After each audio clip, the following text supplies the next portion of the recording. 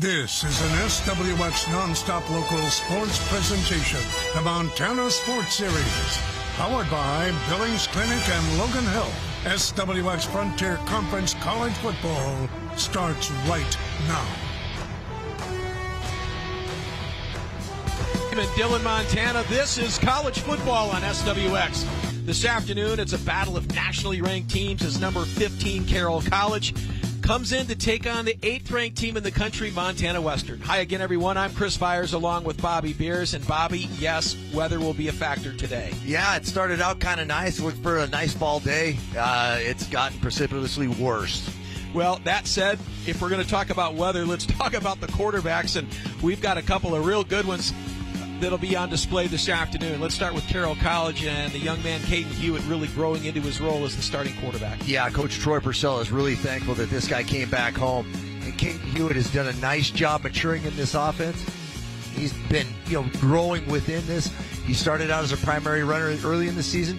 He's really starting to understand this thing. It's kind of fun to watch. And on the other side from Montana Western, Michael Palandri. Well, he is as good as advertised and then some. This guy has been tremendous this season. Yeah, you see him warming up there in the rain, and that's going to play a bit of a factor, but Palandri's a streaky guy. And I'll tell you what, Coach Norris needs him to start off hot and keep it that way if they're going to hold home court here at Bulldog Stadium.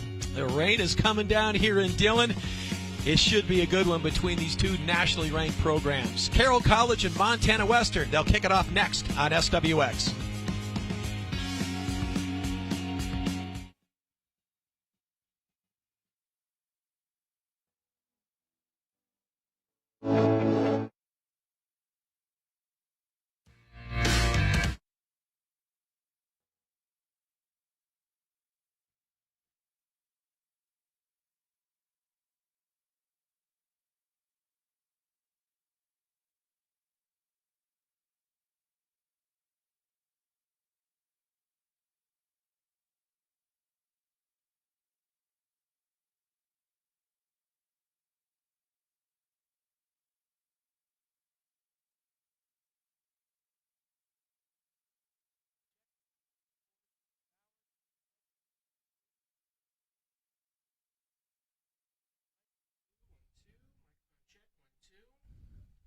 Now try. Mic check, 1, 2, 3.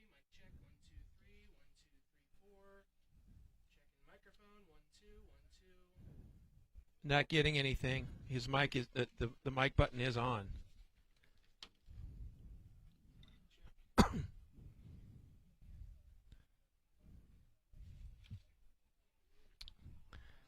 Okay. We're gonna put DJ on Bobby's for keys to the game. Go ahead. Okay.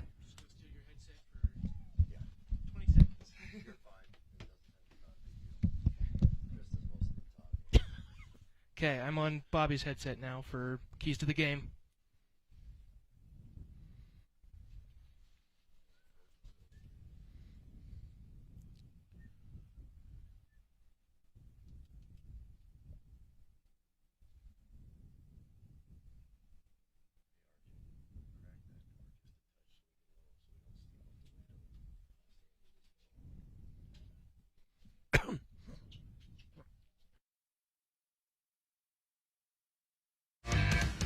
And welcome back to Bulldog Stadium here in Dillon. Montana Western Carroll College set to go in a huge divisional matchup in the Frontier Conference. All right, now with more on today's game, let's find out the keys to the game brought to you this afternoon by Butte Auto and send it down to our own DJ Bauer. Hi, DJ. Hey, Chris. Well, a couple keys to the game for each of these teams. Carroll obviously needs to be a big day for Caden Hewitt. He stepped into the role really nicely through these first couple weeks, but this is the toughest team that he's played in his young career so far. And also the Fighting Saints really need to dominate that line of scrimmage, both offensively and defensively. Tough against a dog team that likes to get dirty in the trenches. As for Montana Western, gotta be a run-pass balance. We know how much they love to throw the ball. Are they able to establish the run a bit better than they have in these first couple weeks? And also, fear the flag. There have been a lot of penalties through these early Frontier Conference games, and Montana Western's been one of the most penalized. They're able to play some clean football. It'll be good for them in the long run. All right, thanks so much, DJ, as he'll be joining us throughout the afternoon from down on the field. And, Bobby, we are just about set to go. We talked about the importance of this game. It's so critical in this divisional standing. Who gets the win today certainly has that inside track as you get to the final 4 games of the conference. Yeah, we're playing the Western Division, really kind of the championship right here, as these two teams were picked highly. We've got Carroll coming in at 15, Montana Western at 8. So this one tends to be, as the kids like to say, this one should be a banger, Chris. All right, so Montana Western to kick it away. McLean Berkeley sends this one high.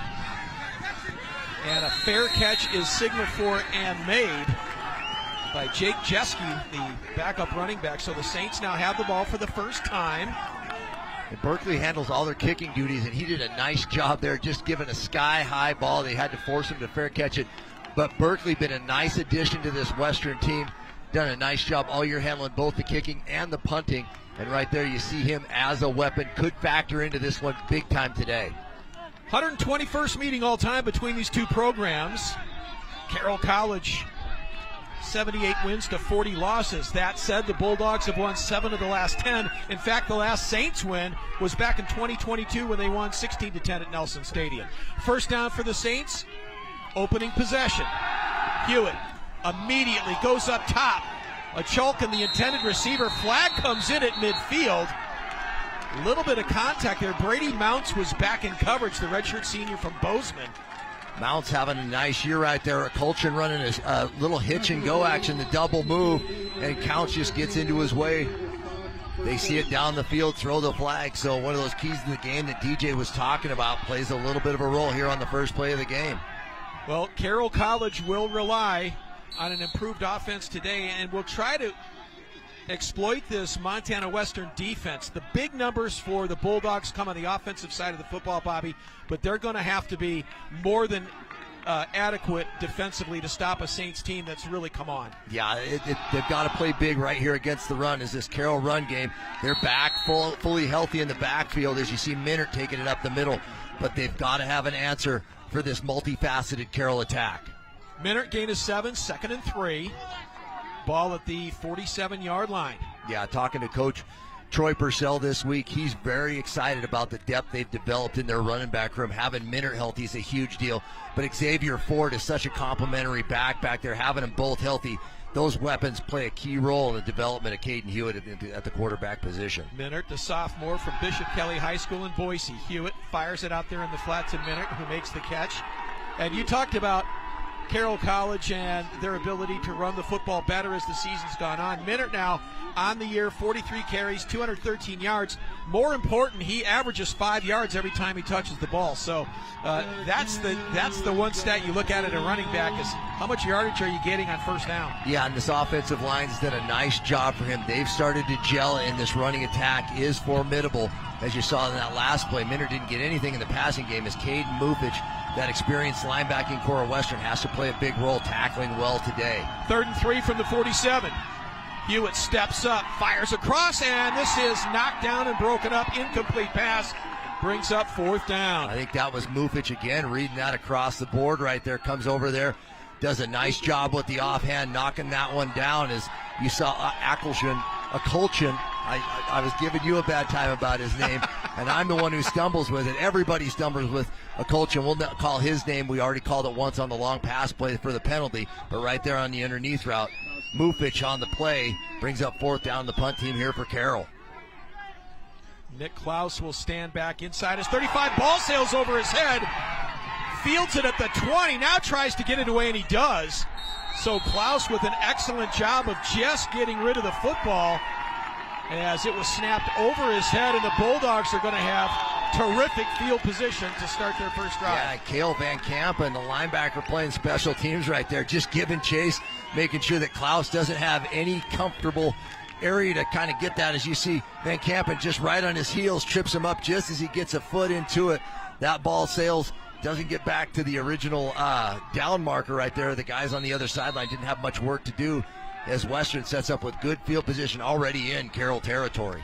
On the plus side of the field, first down from the 47. Bulldogs get the ball for the first time today on their opening drive. Palandri fires out here to his right, got a man, caught at the 40, breaks one tackle, falls forward. Nice catch by Seth Shook, second leading receiver on this Bulldog team. Yeah, talking to Coach Norris today. His son Eli he's one of the top gainers in offensive yardage from the line of scrimmage. Eli's largely had to be a decoy, and the beneficiary of that is Seth Shook, and he's really done a nice job becoming the primary as Eli Norris has become that decoy for this offense, and you see Shook right there able to get another first down for this Bulldog offense. Well, they'll stay on the ground for the first time, and not much there. Aiden Lammers gets the call, the redshirt freshman from Shepherd, but he is brought down immediately by Denavian Ali. Yeah, this run game for Western really has to get going today. Just in order for this Carroll or defense rather to remain really kind of, have to respect it at least just to open up that passing game a little bit for Palandri. Gain of 2, 2nd and 8 from the 34. Palandri out of the gun. Saints show pressure up the middle. Here they come. Palandri rolls left. Now looks across. Fires. Got a man inside the 30. Down to the 25, and that is good for a first down. Yeah, that's Shook again right there. You saw Eli Norris running the deep corner. Shook just settles right down there at the yard marker, gets a first down. It shows so much of what Coach Norris has talked about. Palandri buying a little bit of time on the design rollout. Shook climbing the ladder, making a catch with his hands with a rainy ball. Able to move this Bulldog offense deeper into Carroll territory. First down from the 26. Shook with 19 catches coming in. As we said, second on the team behind Norris. There's a little play action. Palandri steps up and falls forward to the 23-yard line, so pick up a 3. Well, both these quarterbacks, we talked about the ability of Caden Hewitt to move the ball with his feet. Palandri does an amazing job just escaping pressures. You saw it collapsing right there. They did a little bit of shift, and it forced the Carroll defense to kind of go into an umbrella coverage. They exploded out with some deep routes right there. Palandri didn't like what he saw, is able to pull it down, avoid the sack, and pick up 2. 2nd and 8 from the 24. Here comes pressure off the corner. Palandri's going to get met in the backfield and taken down. Great defensive job by Eli Abe. And Abe out of Laurel, Montana. Yeah, Montana State University Bobcat transferred down to Carroll and has done a nice job. He's wearing 44. We talked about Minute on the offensive side. The defensive 44, he's going to have a big day today trying to keep this offensive attack in check. Losses back to the 27, 3rd and 8.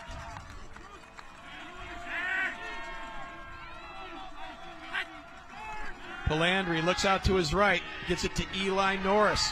Norris breaks a tackle inside the 30 to the 25. A lot of running, but not much there. Got back to the line of scrimmage and maybe picked up another yard, so this will set up 4th down. Yeah, in comes Berkeley, but yeah, that screen play right there, good pursuit by the Carroll defense. They showed pressure right there.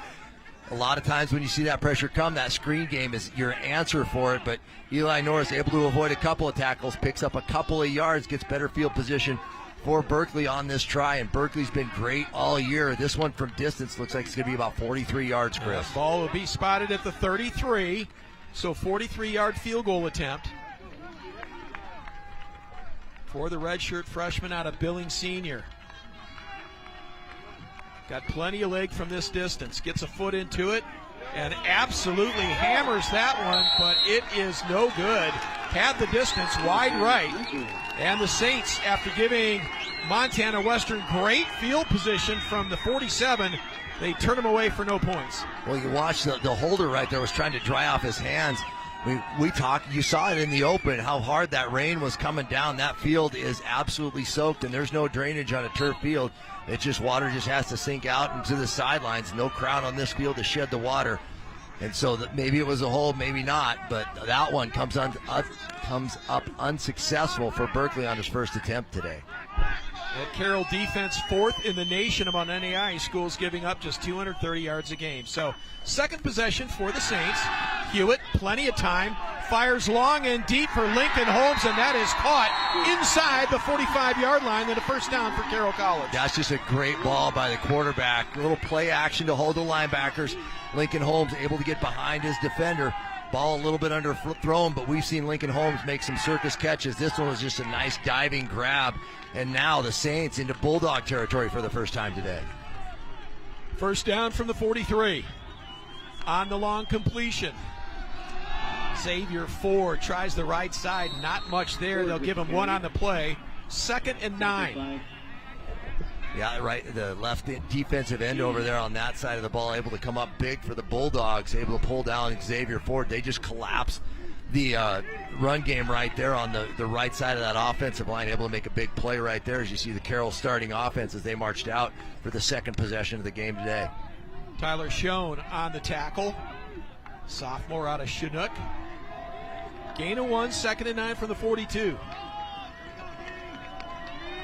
Saints in Bulldog territory. Ochoa comes across. Hewitt looks out here, throws underneath to Ochoa, who makes the catch. Hammers his way to the 40-yard line.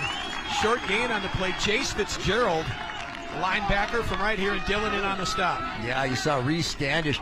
He was going to come up, thought Ochoa was going to be in there for the pass block, and Ochoa just chipped him for a minute. Standish went down, and Ochoa came wide open. Hewitt right out to him, but the Bulldog pursuit, able to shut it down. Ochoa's played such a huge role in the development of Hewitt this year. You know that those two are going to connect a few times. Big play here, 3rd and 7 from the 40 for the Saints. Hewitt going to look long and deep, and this is going to be overthrown, intended for Holmes. Really no chance there. So on the incomplete pass, that'll bring up 4th down. Yeah, Bulldogs brought pressure off that right side. Hewitt felt the walls kind of close in, decided to take a shot. Just overshot his intended receiver right there, Holmes. We'll see this Carroll punting unit come out a second time today. It's like a couple of heavyweight teams, just kind of feeling each other out, punch, counter punch, see if there's something there, and Saints now will kick it away. So Klaus stands at his 47-yard line, and this one will be kicked into the end zone. So with 7:39 to go in the opening quarter, Montana Western will get the ball for the second time this afternoon in a scoreless game.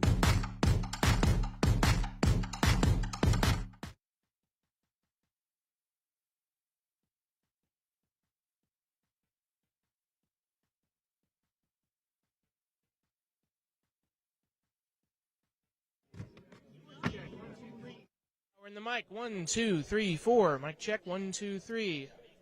Mic check. 1, 2, 3, 4. Voice check for DJ. 1, 2, 3.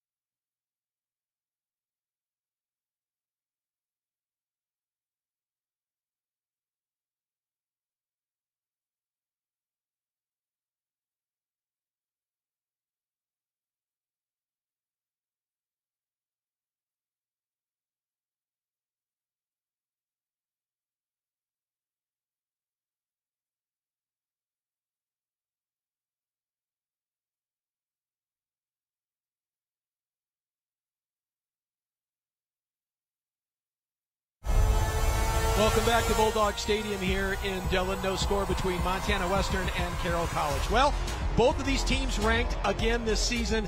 Montana Western comes in, the 8th ranked team in the country. Carroll College sits at 15. And as DJ Bauer's about to tell us, these teams no stranger to being among the top teams in NAIA football. DJ?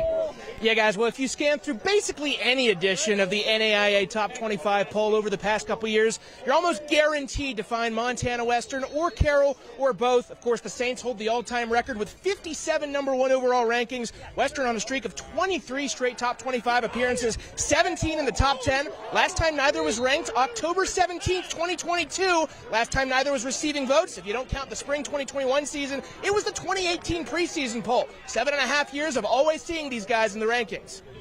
Thanks so much, DJ. And Bobby, as we mentioned that, Carroll's just kind of made a systematic rise in the rankings. As they started the season receiving votes, and they've just kind of clicked up every week. And Montana Western started high, they've stayed high, and both teams right here, right now, the winner of this game, as you mentioned, really with an inside track on that Western Division.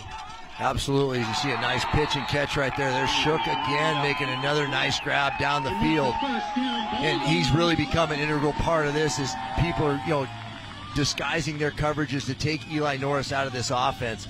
But both of these teams, this is actually Coach Norris's second stint as the head coach at Montana Western. There was a hiatus there where B.J. Robertson came in and really did a nice job building it before he moved on to Division I schools at Montana State and now Nevada.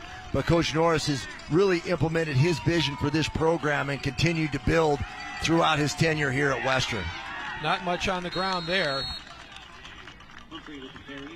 Very short gain on the play. And Rush down by Tomasini. Western's attack to the run is, just keep the defense honest, chip away, and they'll get bigger chunks as the day goes on. The defense gets more and more tired. But we've talked about the Norris family, and Eli's kind of our focus here in the booth. But Ryan Norris, he played here too, and his wife's all in. Their daughter's down in Butte. She's a big Bulldog fan, so it's really a family endeavor here for the Bulldogs. And this one is going to get jumped on. I believe it's just going to go as an incomplete pass. Well, you mentioned that the second stint for Coach Norris as the head coach of the Bulldogs, he stayed here, right? He was the athletic director. He did. In that in-between, so never left the school. Nope. And took over athletic director and then returned as the head coach and picked up right where he left off. Well, Eli's been in Dillon forever, and I talked to Ryan a lot. We've always been good friends, so we played together, and he would always tell me that Eli's out running around the house and keep me updated on how he was doing in high school. Eli was injured a lot in high school, and he's really blossomed his senior year. From then on, he's really become a force of nature playing the perimeter here for the Bulldog offense, returns kicks and punts, does pretty much everything you do as a coach's kid, Chris. 3rd and forever. 3rd and 27 for Palandri. He's got all kinds of time dancing around back there. Now fires out here for Shook. And Shook, nope, they're going to say he was out of bounds. Well, you talked about Norris leading the country in receiving at 140 yards per game, and really the beneficiary, and we've seen it already in the first quarter, has been Seth Shook, because all the attention they're paying to Norris, as you know, and then they're able to come back to Shook, and who's already made some big catches this afternoon. Shook couldn't pull that one down in bounds. He had Kirkley right underneath him, and Kirkley, whose dad was a professor here at Western for forever, he's a Dillon product too. So you got Kirkley, Norris, 2 Dillon products, still putting on a show here in Dillon, this time at Bulldog Stadium. So Berkeley will stand right at his end zone. He gets this one away. And that is caught at the 45. And Connor Sullivan with a nice return is going to give the Saints great field position. As Carroll has the ball from the 40 of Montana Western when we come back. You're watching college football on SWX.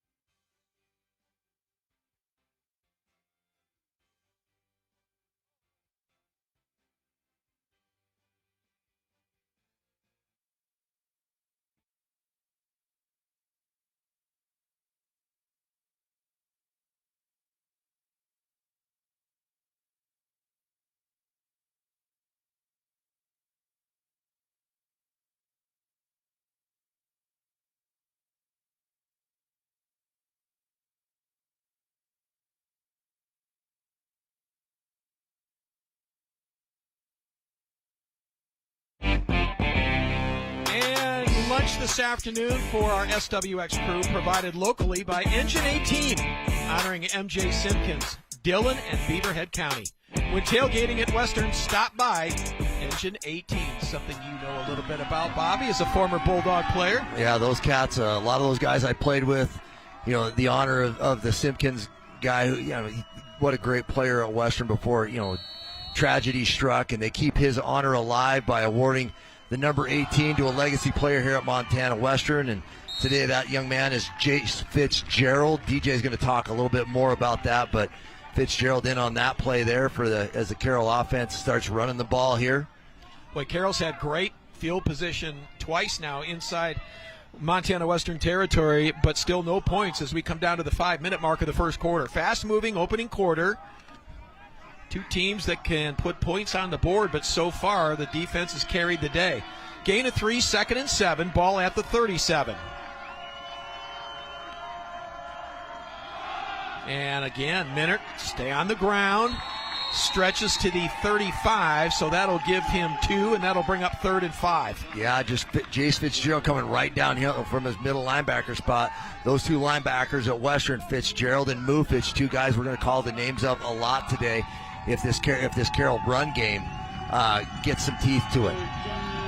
See the two head coaches right there, both at the school. Norris is in his second stint. Coach Purcell in his second stint as well. Although he played at Carroll College, just like Norris, a couple of legacy guys heading the programs at their respective institutions. 3rd and 5, pressure coming, gets it away to Minert, and Minert down to the 30, inside the 30, stretching for the first down, and he's got it. They'll mark him at the 29. Just a great finish to that catch, Bobby, getting just enough for the first down. Well, that little screen play to the back, Hewitt held on to that ball as pressure got to him, got rid of it right at the last minute. We talk about timing and all sorts of the passing game.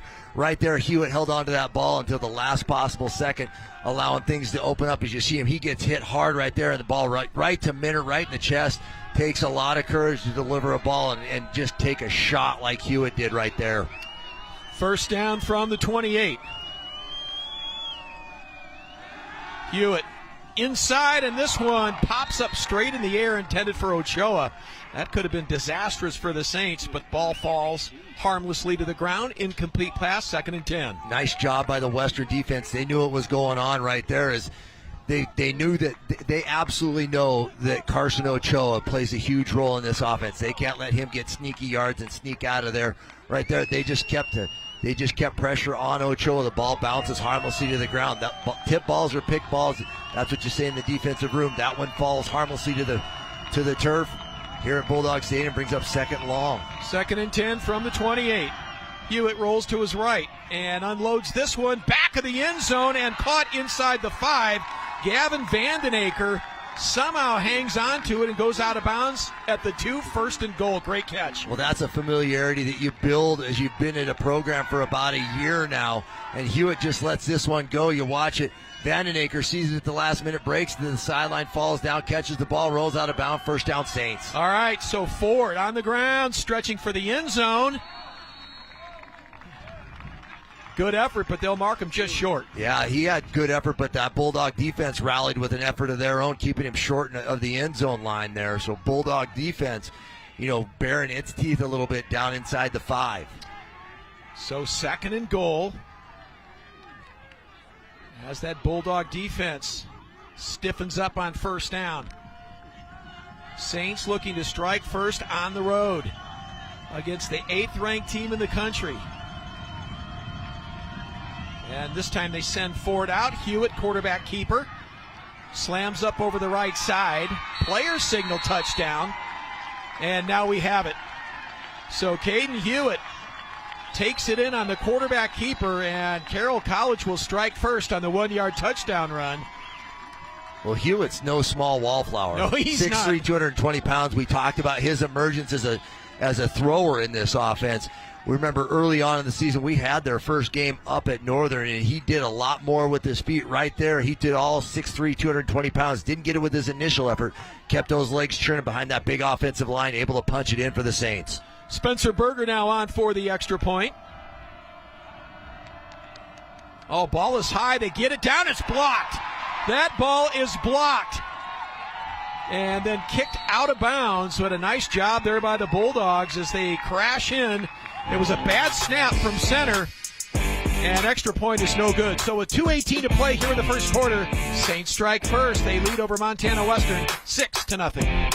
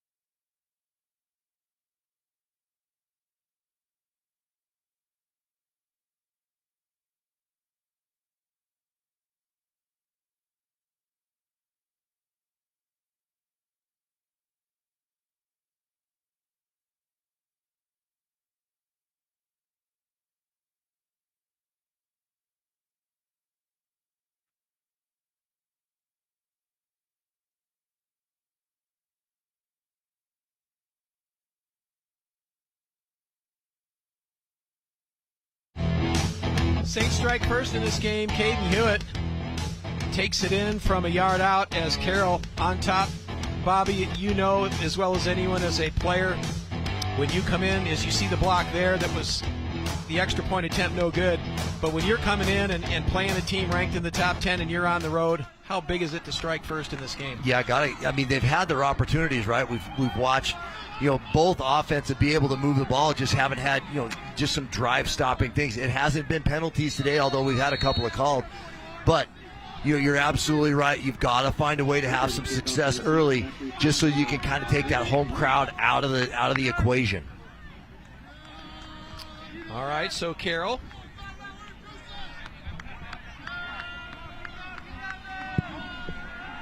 Kicks it away, this one into the back of the end zone for the touchback. So the Bulldogs now try to get that high-octane offense in gear here and try to answer this Saints touchdown in the first quarter. Well, as we talked about in our meetings earlier in the week, this Western team, when we saw them up in Butte, notoriously slow start, it didn't help that they had the special teams woes up there. But all season, this first half has kind of been a feeling out process. The third quarter is huge for the Bulldogs because that's kind of where they've kind of pulled away from teams. They want to keep it close, and everybody wants the lead going into halftime. But this Bulldog offense charts things throughout that first half, and in the second half, that's where they kind of really shine. First down from the 25. Palandri fires out here. Ball is tipped and almost intercepted. Yep, they say he tipped at got the line of scrimmage. I think they're going to have to probably go to review on this one because while he may have had initial possession, he dropped it as he went out of bounds there. That was Daxon Graham who came down with it. We're getting the... Yep. There we go. Got it all squared away right over there. Kind of got the official lost in the scrum over there on the sideline underneath the tent. So we talked about the rain having a little bit of a problem. The Carroll College guys brought their own tent just to kind of keep them something a little bit dry on that sideline. Well, it was pouring before the game, and it looked like it was going to be a pretty wet afternoon. There you see the ball was tipped. Daxon Graham, can't come up with it. Just bounced out right at the last minute. So here we go, second down and 10 Bulldogs. From the 25, Palandri intended for Shook, incomplete, third down. And Palandri throws from some different arm angles. I was just going to say that, Bobby. And sometimes he doesn't have an over-the-top release, but he's been known. We talk about Patrick Mahomes and Tom Brady doing it from different arm angles. Palandri does the same thing. That time sees a window underneath the arm of the Carroll defensive end, Denavian Ali, and that one just falls harmlessly at the feet of Seth Shook on that play. So incomplete pass, 3rd and 10. The combination really so far at Western's been ineffective on offense, and the Saints defense pretty good. Palandri, quarterback keeper, up to the 40, or 35 rather, falls forward, and that's just enough for the first down. And Palandri can get it done with his feet. And a lot of times what's going to happen with this Western offense, they have a couple of things going on. Defense gets a little bit of momentum going, and Palandri's just going to pull it down right here. He says, I saw Hewitt run the ball here. He does a nice job picking up the first down, moving the chains. And there was nobody around him as he got into that second level of this Carroll defense. Saints again showing some pressure. Now they're going to back off, and fingers pointing. Yeah. Saints say there was movement on that offensive line. Right guard got a little bit jittery right there. Number 77 took a little bit of a step. So remains first down, 1st and 15. They'll back them up 5. The Palandri comes into this game with those huge numbers. He's completed 71% of his throws for 1,700 yards, 17 touchdowns, and only 1 interception. But so far today, nowhere close to those season numbers. Not yet. Not yet. It's a slow starting offense, and we see them get going as the day goes on. But Carroll, and he completes that pass. Kirkley, Johnny on the spot, able to scoop that one. Another tipped ball. Carroll College has done a nice job up front defensively, getting their hands in the air. They know they're not going to get there, so they just continue to put pressure. Their eyes go to the quarterback. As soon as his arms go in motion, their arms go up. So they may not be getting the defensive pressure that some teams think that's going to affect Michael Palandri. But that's about the third tip ball we've had today, Chris. Forrest, Suero, Shields. Ali comes flying in. Palandri avoids the sack, now throws it down the middle and caught at the 29 and then in and out, no good. Had it for a moment. That ball hung in the air. He had to let go of that thing. He was rolling to his left, and Shook was trying to get across the field, but everything that they had, all the receivers were on the right side. Shook saw him, waved him out. He was wide open, but that ball hung in the air and allowed the Carroll defenders to come back in. As you see him right there, you'll see Shook come into your screen just waiting for the ball, waiting, and 3 Carroll defenders come in there, and Julio able to jar that one loose. Boy, he's had a good first half of the season for this Carroll defense. Julio's got 3 interceptions on the year. He always seems to find a way to be around the ball and affect the game. Yeah, 4th on the team in tackles, 3 interceptions, as you mentioned. Timeout taken now as Coach Norris wants to talk this over. It's going to be another 3rd and long, 3rd and 12 from the 34. Now, the common denominator with these two teams, both lost to Montana Tech. What can you draw between the two? I don't know. I'll let you answer that. You're smarter than I am. But in the head-to-head, what's it tell you about the two schools against Montana Tech? Well, I think with the national rankings and the way that Carroll's continued to grow with the new quarterback in their offense, things are trending well up in Helena. And they went to Dickinson State on the road, and Dickinson State was ranked pretty high in the season. Yeah. And Carroll looked like the varsity team against Dickinson State's JV squad. And in the first half, Carroll could do no wrong. And you just watched Caden Hewitt's confidence build there. Conversely, with Western, they're a known commodity. Everything they have is on tape, so people know what they're going to get. They've got a game plan well established. Western's just got to settle in and find out what's working for them. And Michael Palandri is the key to all of it with this Montana Western offense. Big play here, 3rd and 12. Saints show pressure, and they fire it out here complete at the 40-yard line, but well short of the first down as they get it to Rico Figueroa. But Figueroa well short of the first down, and that's going to bring up 4th down. Figueroa, that 4th wide receiver, he's got some juices. It looks like the Dogs are going to keep their offense out on the field here and go for it. 4th and 2. Ball's at the 44. They need the 46. Bringing in an extra offensive lineman. Palandri jogging over to Coach Norris, going to let it run down here.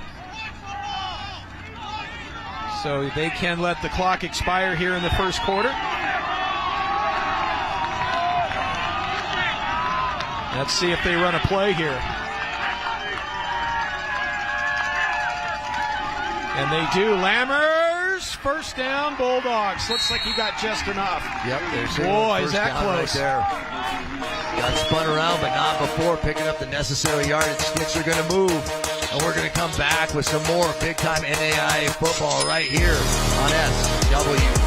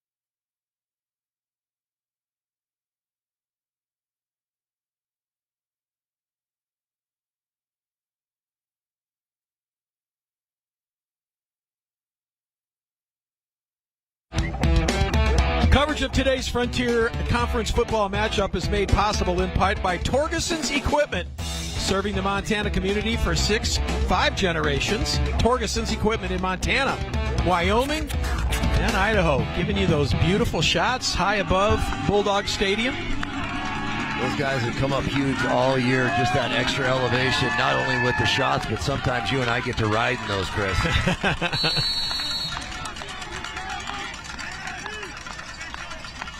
All right, here we go with Montana Western. First down from the 47 after a key conversion. Palandri skips around, ducks inside the 50 into Saints territory to the 47-yard line. So a nice gain there of 6. And we'll set up 2nd and 4. Well, Western not getting it done with Lammers and Humphrey in the backfield. They're just going to go with the +1 run game. Insert the running back as a blocker, and then Palandri takes it downfield. Not before the linebacker Henry Gross able to bring him down, but not before a gain of 7. Humphrey in the backfield. On 2nd down, Palandri fires out. Here's got a man, and that's Berkeley at the 42-yard line. Nice catch there. Yeah, Kirkley does a nice job. Big receiver, a little bigger than both Shook and Norris. Yeah, he does a nice job. You see him running a lot of crossers.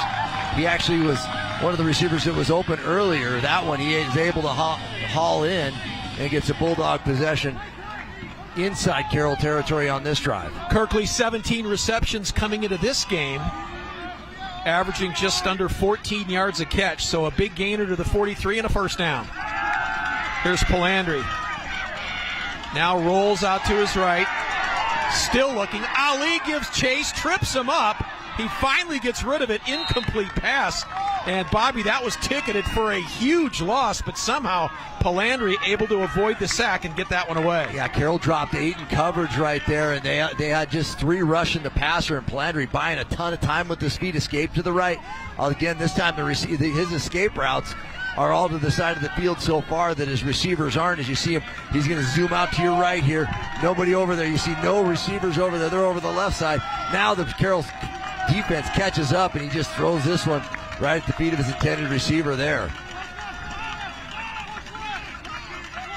2nd and 10 from the 43. They'll stay on the ground. Short gain up to the 40, just inside the 40. You had Henry Gross right there. He plays kind of a Swiss Army knife position. He plays outside backer. He'll put his hand down, rush the passer right there. He's the athletic director at Carroll's son. We talk about the connection at Western with the head coach's son being on the team. The athletic director at Carroll, his kid's playing linebacker today, Chris. All right, 3rd and 6 from the 39. Another big 3rd down play for the Bulldogs in this current drive. They've converted 2 already. Palandri looks, now fires long and deep, back of the end zone. Touchdown, Montana Western. How about that? Shook. Back of the end zone for a touchdown. Yeah, all that time, Carroll again rushes 3. Shook from the far right side. Palandri had no pressure right there. Clean pocket. Just waited for him to just get even with his defender. And if you're even, you're leaving. Shook. Touchdown, Western. So the Bulldogs answer back early here in the 2nd quarter. Chris, we've had a lot of excitement in the kicking game. We'll see if Berkeley can get back on track here with the extra point. Berkeley on for the extra point to give the Bulldogs the lead. Ball down, kick on the way, and this one is good. So with 13:07 to play here in the 2nd quarter, Montana Western takes their first lead of the game. Touchdown, Palandri to Shook, ringing it up and making it look easy.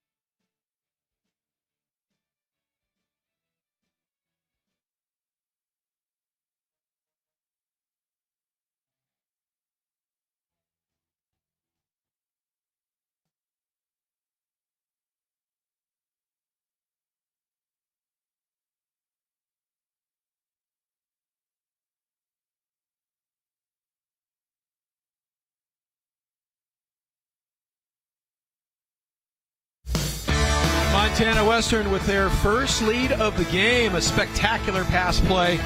And the keys to the game today brought to you by Butte Auto. Easy to find off I-90 at the Harrison Avenue exit in Butte. Find your next ride at Butte Auto. Bobby, when you and Coach Norris were running around together as youngsters playing college football, did you have any inkling that he would go on to become a coach? I mean, some guys you just know even at an early age, you're like, yeah, I think he's a coach. Yeah, we were both. That was our projected path. His has continued that way. Mine's differed a little bit, but when you come to Western, you're supposed to be a teacher, a coach, and of course, all good coaching starts with a good teaching education. You get that here at Western. Ball is returned up over the 20-yard line to the 22, and that's where the Saints will get the football back. Well, both offenses started to kind of wake up there in the second, in the latter half of the first, early second quarter. Western relying on the big plays. The SWX so far today, and this Carroll offense finding a little bit of room running the ball, but Hewitt has been distributing the ball pretty well to a couple of different receivers. Well, we'll see if the Saints can answer, as Hewitt will lead the Saints offense back onto the field, now trailing 7-6. Ball at the 21-yard line. And they send Menard out of the backfield. Hewitt pulls it down. Not much there. Met right at the line of scrimmage. Maybe falls forward for a yard. Yeah, his vision got a little clouded right there. He had the running back onto the same side as the trips over there, so the picture got pretty blurry quick. He did the smart thing, just pulls it down, gets back to the line of scrimmage in this Western defense. Not a ton of pressure upfield, but enough to bring him down for little to no gain. All right, so 2nd and 10 from the 21. Here's Hewitt. Straight drop, feels pressure, now rolls out, fires outside for Ochoa, and that was a sensational play by the corner out there, Connor Dunley, who was the Frontier Conference Player of the Week.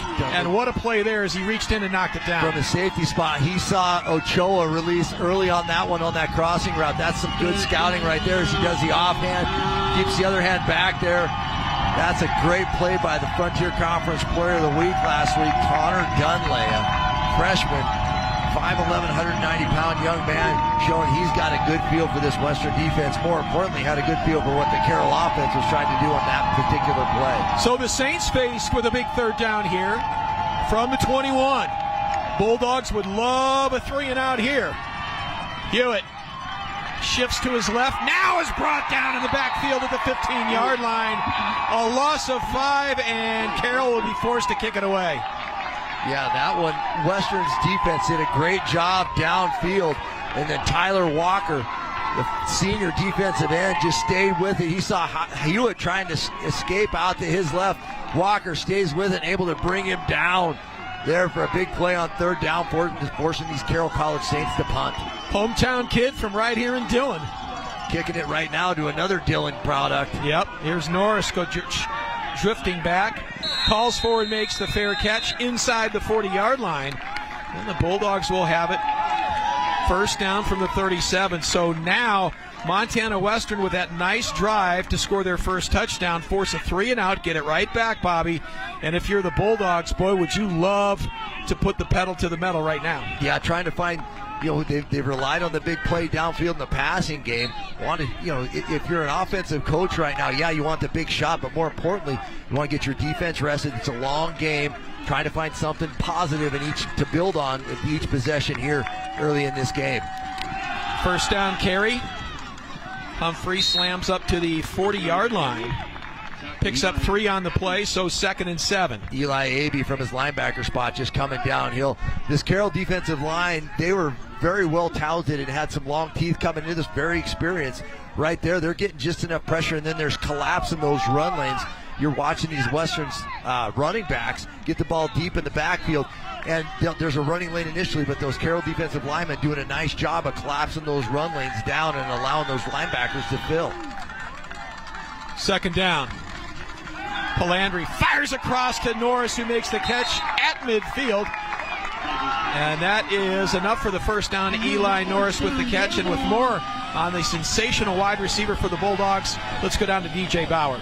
Well, Chris, of course, Norris set a career record as a Bulldog last week in Ashland with his 224th catch, surpassing the legendary receiver Nate Simpkins, who finished with 222. Reminder, Norris is still a junior. He's still got a year and a half to play for the Bulldogs. As far as I can tell, no Frontier Conference receiver has had 300 career catches. Not only is he on pace to smash that, he's got an outside shot at 400. Western can make some deep playoff runs these next couple of years. Thanks so much, DJ. Humphrey with the carry, but there is a flag in the backfield. Yeah, this one's in the area back. Holding, yep.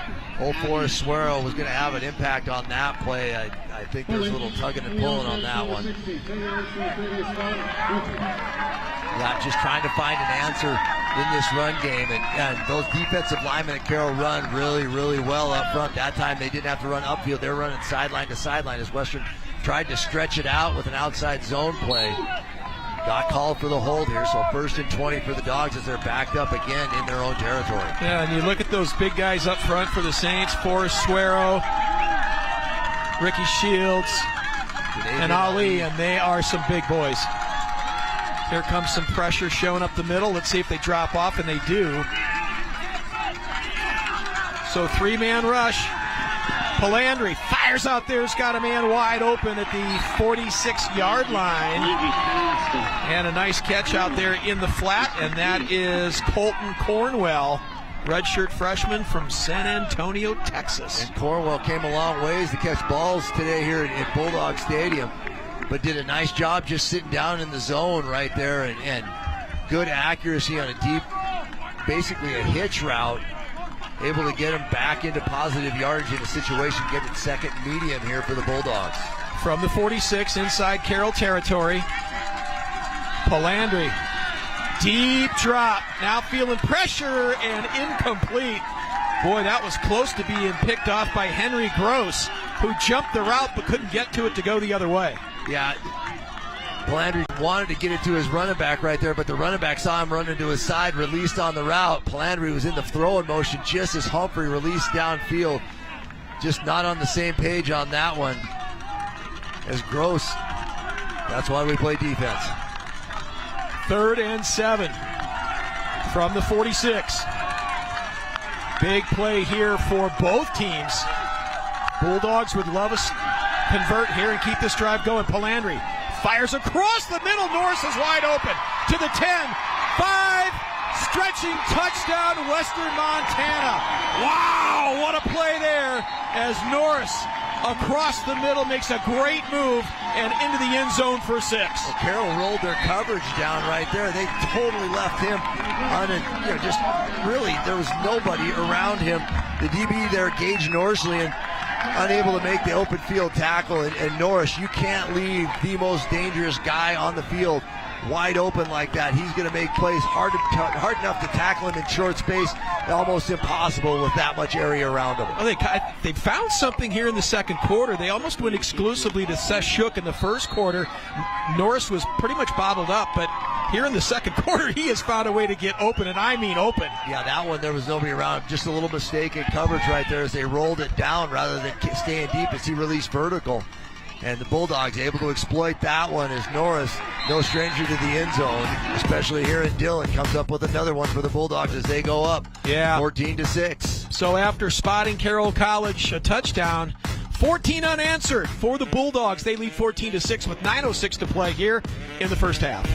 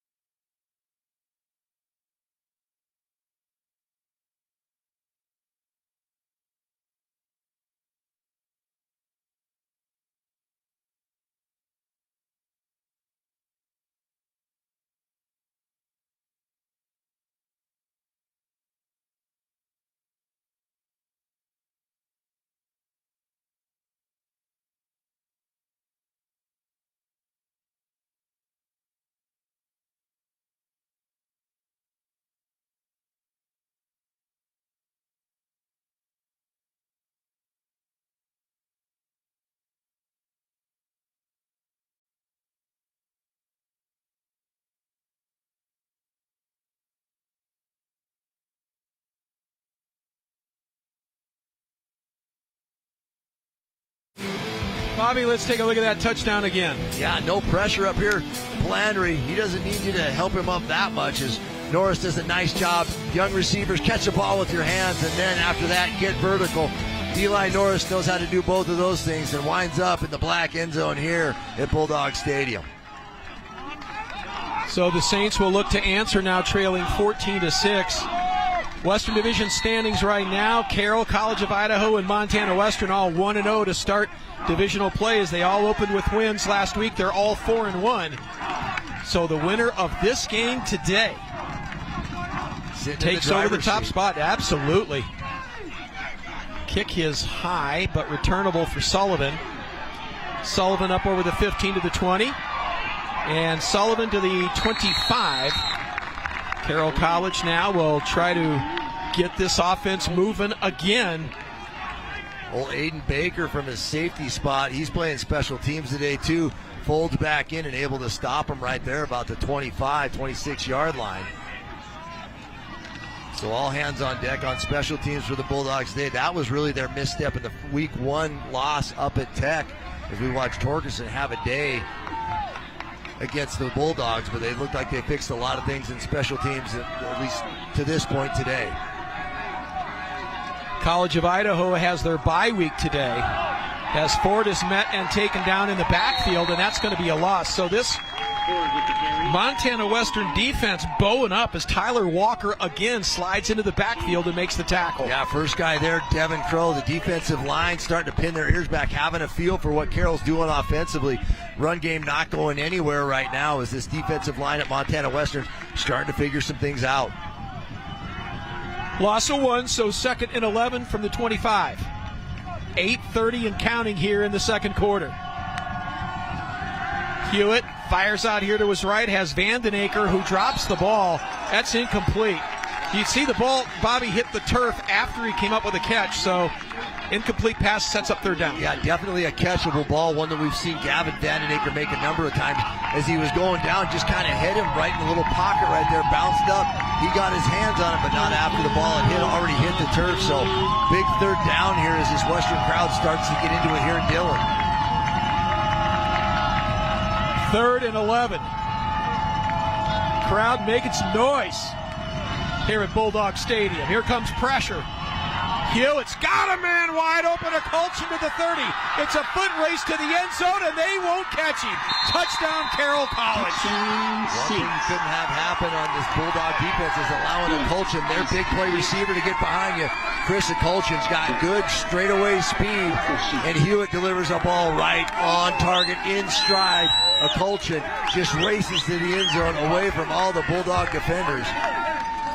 Beautiful pass and catch, and you're going to go for 2 here and coach and try to tie this thing up? Yeah, you got to go for 2 right now. But I'll tell you what, nothing quiets a hometown crowd down like a long ball when you've got them backed up. Your hands are around their throats a little bit. Things are going your way. And Hewitt, just a stone-cold shot down the field, and a Colchin runs right under that one. 6 points, Carroll. So here we go. This to tie the game.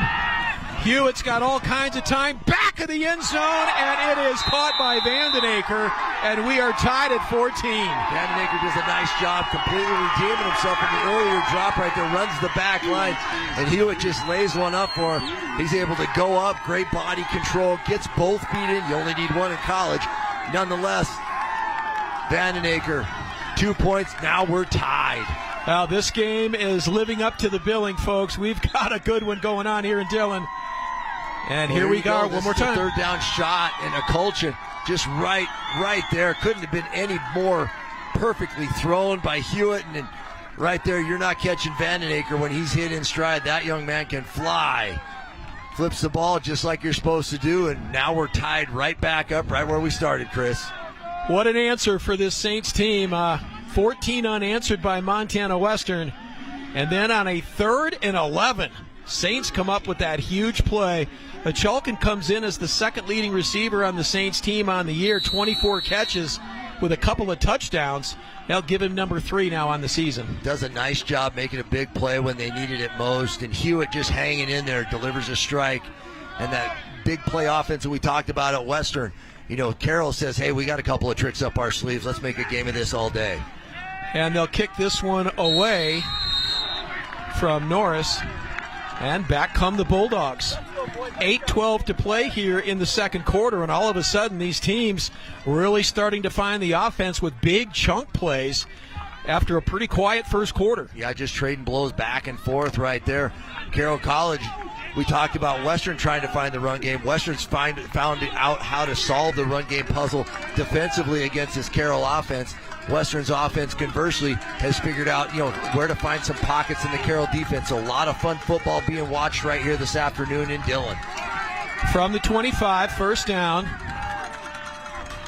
Here's Palandri, and this is tip again. Ganavian Ali. Yeah. That's the third time today or fourth time rather, that Palandri's had a pass knockdown. Yeah, this again in that screen game as the Carroll defensive line, well coached up front there. They see the screen game kind of developing, and they just stop in their tracks right there, get their hands up, and Palandri just thrown into windows that look open initially, but those Carroll defensive linemen's hands got to get those big meat hooks up there and batting balls all over the place today here.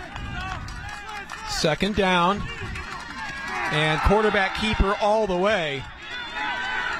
Not much there, though, as Palandri goes down. They'll give him one, and that'll bring up 3rd and 9. A little eye candy motion with Norris right there, trying to run the inside zone with the quarterback. Nothing there. Palandri's got a good feel for this run game there, too. He watched it set up. He sees the cutback lane, so his vision isn't just in the passing game. He's a talented kid with the ball in his hands in the running game as well. That +1 run game, so prevalent in the college game these days, Chris. Rocky Shields on the tackle, so 3rd and 9. The Bulldogs have faced a lot of 3rd and longs today. So ball's at the 26. Palandri, straight drop, looks, fires, tipped again, and this time intercepted. I think that's Suero that comes up with it. Yeah, that one took a little bit longer to develop. They got a little bit more pressure upfield. Ball tipped right at the line of scrimmage, and Suero head on the swivel. Ball falls right into his hands, and this time he's able to pick that one off. So big turnover here for this Carroll College Saint defense. Just right in his face. I couldn't get a number on that. I think it might have been Aby. But we know who grabbed it right at the end there, as those two gentlemen sit right next to each other and talk about the success that they just had on that possession. And Bobby, let's give the Saints coaching staff a lot of credit. They see the way the arm motion, as you mentioned, of Palandri, and they've done a fantastic job of keeping those arms up and knocking down 5 balls and now an interception. So Hewitt trying to strike back, looks, fires underneath, got a man, bobbled for a moment, but then brought down by Ty Wilkinson, the backup tight end. And Wilkinson's done a nice job developing down there at Carroll under the close, watchful eye of that senior Carson Ochoa. He knows what the promise is for young tight ends within that system, as Carroll's consistently turned out, and they like to refer to themselves as tight end U.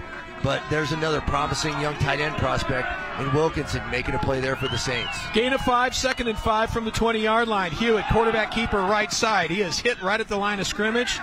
Going to fall forward and pick up a couple. With more on Caden Hewitt, let's go downstairs to DJ Bauer. Of course, it's a bit of culture shock for Carroll fans seeing someone other than Jack Perka taking snaps under center. Not easy to replace a program legend like that, but Hewitt has really stepped into the role well. Of course, holds just about every record in the book at Helena High. I think the most impressive thing about this 4-1 start is that 3 of those wins have come on the road. Each of the last 2 games, he's completed 70% of his passes, thrown for 300 yards, and thrown 3 touchdowns with no picks. Might need a similar performance today to take down a top 10 team in their own venue. All right, DJ, 3rd and 3 from the 18. Hewitt fires out here to Minert, who makes the catch, breaks the tackle, tries to leap over a defender and picks up the first down. Boy, I'll tell you what, Reese Stanish had him out in the flat but couldn't wrap him up. Yeah, just a great job by Minert there, just keeping his legs turned. Stanish had him short of the first down yardage, and Minert does a nice job just turning those hips and driving them right upfield. There's a little momentum on Stanish working against him. Stanish just, there he goes, right by the wayside, and Minert tries to get a couple more yards. Bulldog defense pushes him out of bounds. Hewitt, right side to the 5, stretches out of bounds. So down to about the 5-yard line. Good job there to get him out of bounds, Connor Dunley. And that'll bring up 2nd and goal. Yeah, both of these quarterbacks being really impactful with their feet today. As you see Hewitt, who's, we talked about the improvement he's done in the passing game. Let's not forget how important he was early in this season as a Saints runner as well. 2nd and goal from the 6, winding down to the 5-minute mark of the first half. Carroll looking to go back out on top. We're tied at 14. Hewitt, little play action to Wilkinson, touchdown Saints. That was a perfectly executed, drawn-up play. Wilkinson all alone on the play action, easy 6. Listen, he snuck him right behind the line of scrimmage. We saw it happen right before us in the box here. Wilkinson just coming on the tight end sneak underneath. Nobody really saw him or around him. Easy pitch and catch for another 6. So big turnover for the Bulldogs. Ends up for 6 points for the Saints today. Spencer Berger on for the extra point. So 14 unanswered for Montana Western, and now 14 unanswered for the Bulldogs, or for the Saints. So Carroll College, with 5:03 to play in the first half, extend the lead to 21-14. And what a great answer with Montana Western, Bobby, making that nice little run. 14 unanswered points. Saints come right back. Bit of a slow start to this one, Chris, but now, I mean, just like every big heavyweight fight, you're just watching two ranked opponents trading blows here. It's, what we thought at the beginning was, we anticipated kind of a higher scoring game given, what these defenses given up week to week here. But, through the first quarter, it was 7-0, and then boom, second quarter starts, and we got balls flying all over through the air, going into end zone to end zone, all up and down the field. A lot of fun this one's developed into there, Chris. Well, it is what we thought we would get when we saw this game on the schedule, and it is the marquee matchup in the Frontier Conference, no question. 21-14 as these teams have erupted with big play offense here in the second quarter. Well, and they're not giving Eli Norris a chance to return anything either. They've done a nice job in the kickoff department, just banging them all the way to the back of the end zone, as Garrett Atwood has done a great job kicking off for the Saints all year long.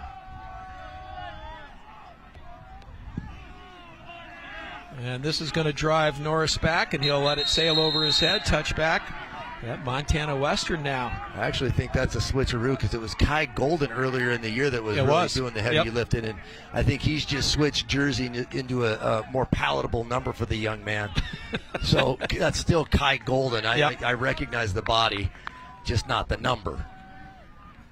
Golden, as you mentioned, doing a great job punting the football this year for Carroll, and he's been doing a good job today. So let's see if the Bulldogs now can answer this Carroll College team looking to come into Dillon and pull the upset. Still plenty of time to go, second quarter. 5:03. They'll stay on the ground, up over the right side. Short gain, not much there. Still committed to this run game up front, but the Carroll defense, those front three are holding up those blockers and those linebackers running downhill. So not much going early on with this offensive running game for Western. Lammers in the backfield, gain of 2, 2nd and 8 now from the 27.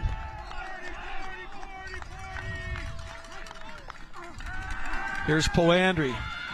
Fires out there for Norris, who cannot get it, but contact might be getting pass interference there. I think they're going to get a defensive hold on Graham all the way down the field there.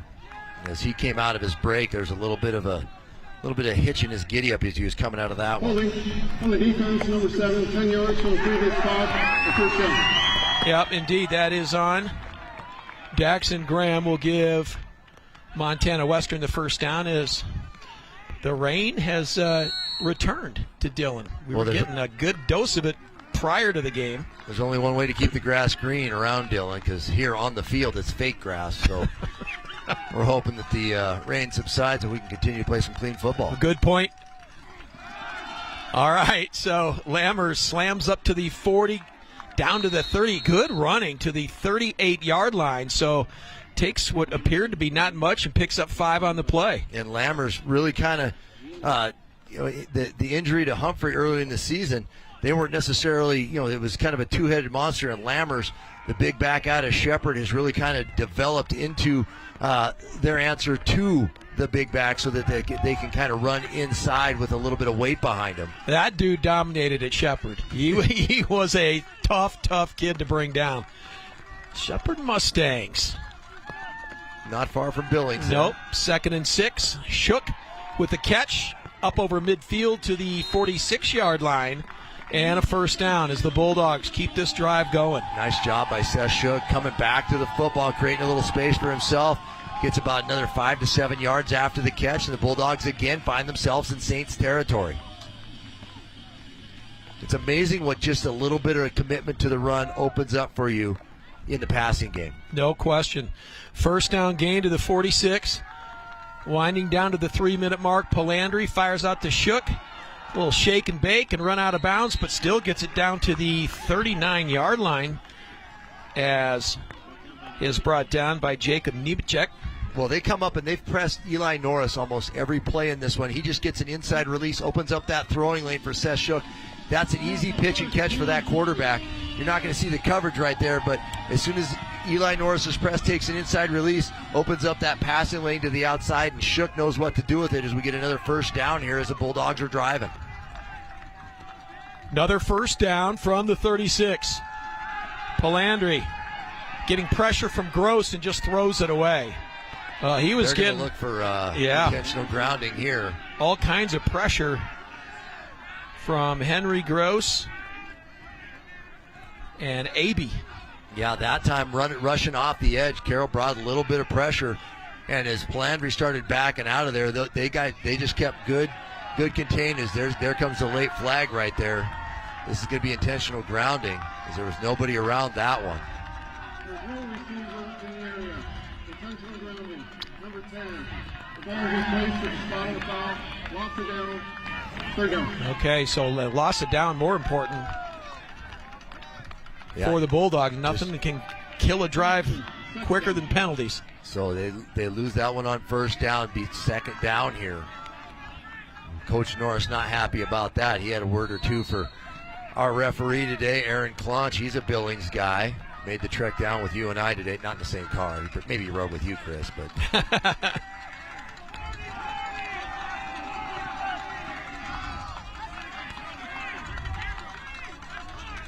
So second down, and we'll just call it a long way. Spot foul there. Palandri will screen to Norris, and he is met and hammered as soon as he caught the football, and that was Julio from the safety spot right came in and stuck him. Boy, I'll tell you what, as soon as they get Norris on the edge, anything inside release, those safeties are keying down hard, and they just basically want to eliminate the Eli Norris threat with the ball in his hands, and Julio timed that one up perfectly. As you saw him key diagnose that one, drive on the ball, and nothing there as we got third now, and more or less Melrose, another town just outside of Dillon here, Chris. So 3rd and 23 and a timeout taken. Or no, rather, we come to the 2-minute mark of the first half. Here in Dillon, Montana Western, 3rd and 23 when we come back.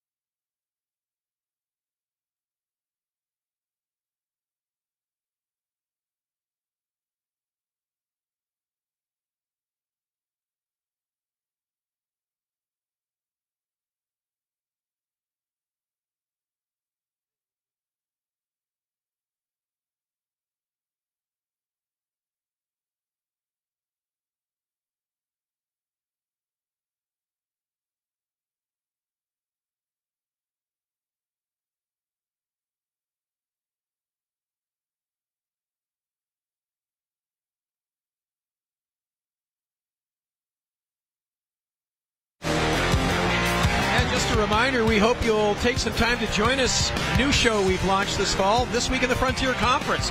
Special time, airtime Thursday at 6:30, leading up to high school football. Join Bobby and I for all things Frontier Conference. Had our first show last week. A lot of fun looking back at the league and kind of sorting out where everything is and take a look at the standings and key players, polls, and upcoming matchups. Again, Thursday, 6:30 for This Week in the Frontier Conference.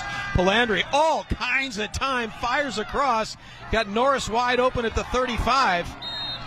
And the Saints defense, well, they give them some, but not enough for the first down. Bend, don't break right there. As you saw him dropping 8 into coverage right there, allowing a lot of running lanes right there. Tons of time for Palandri.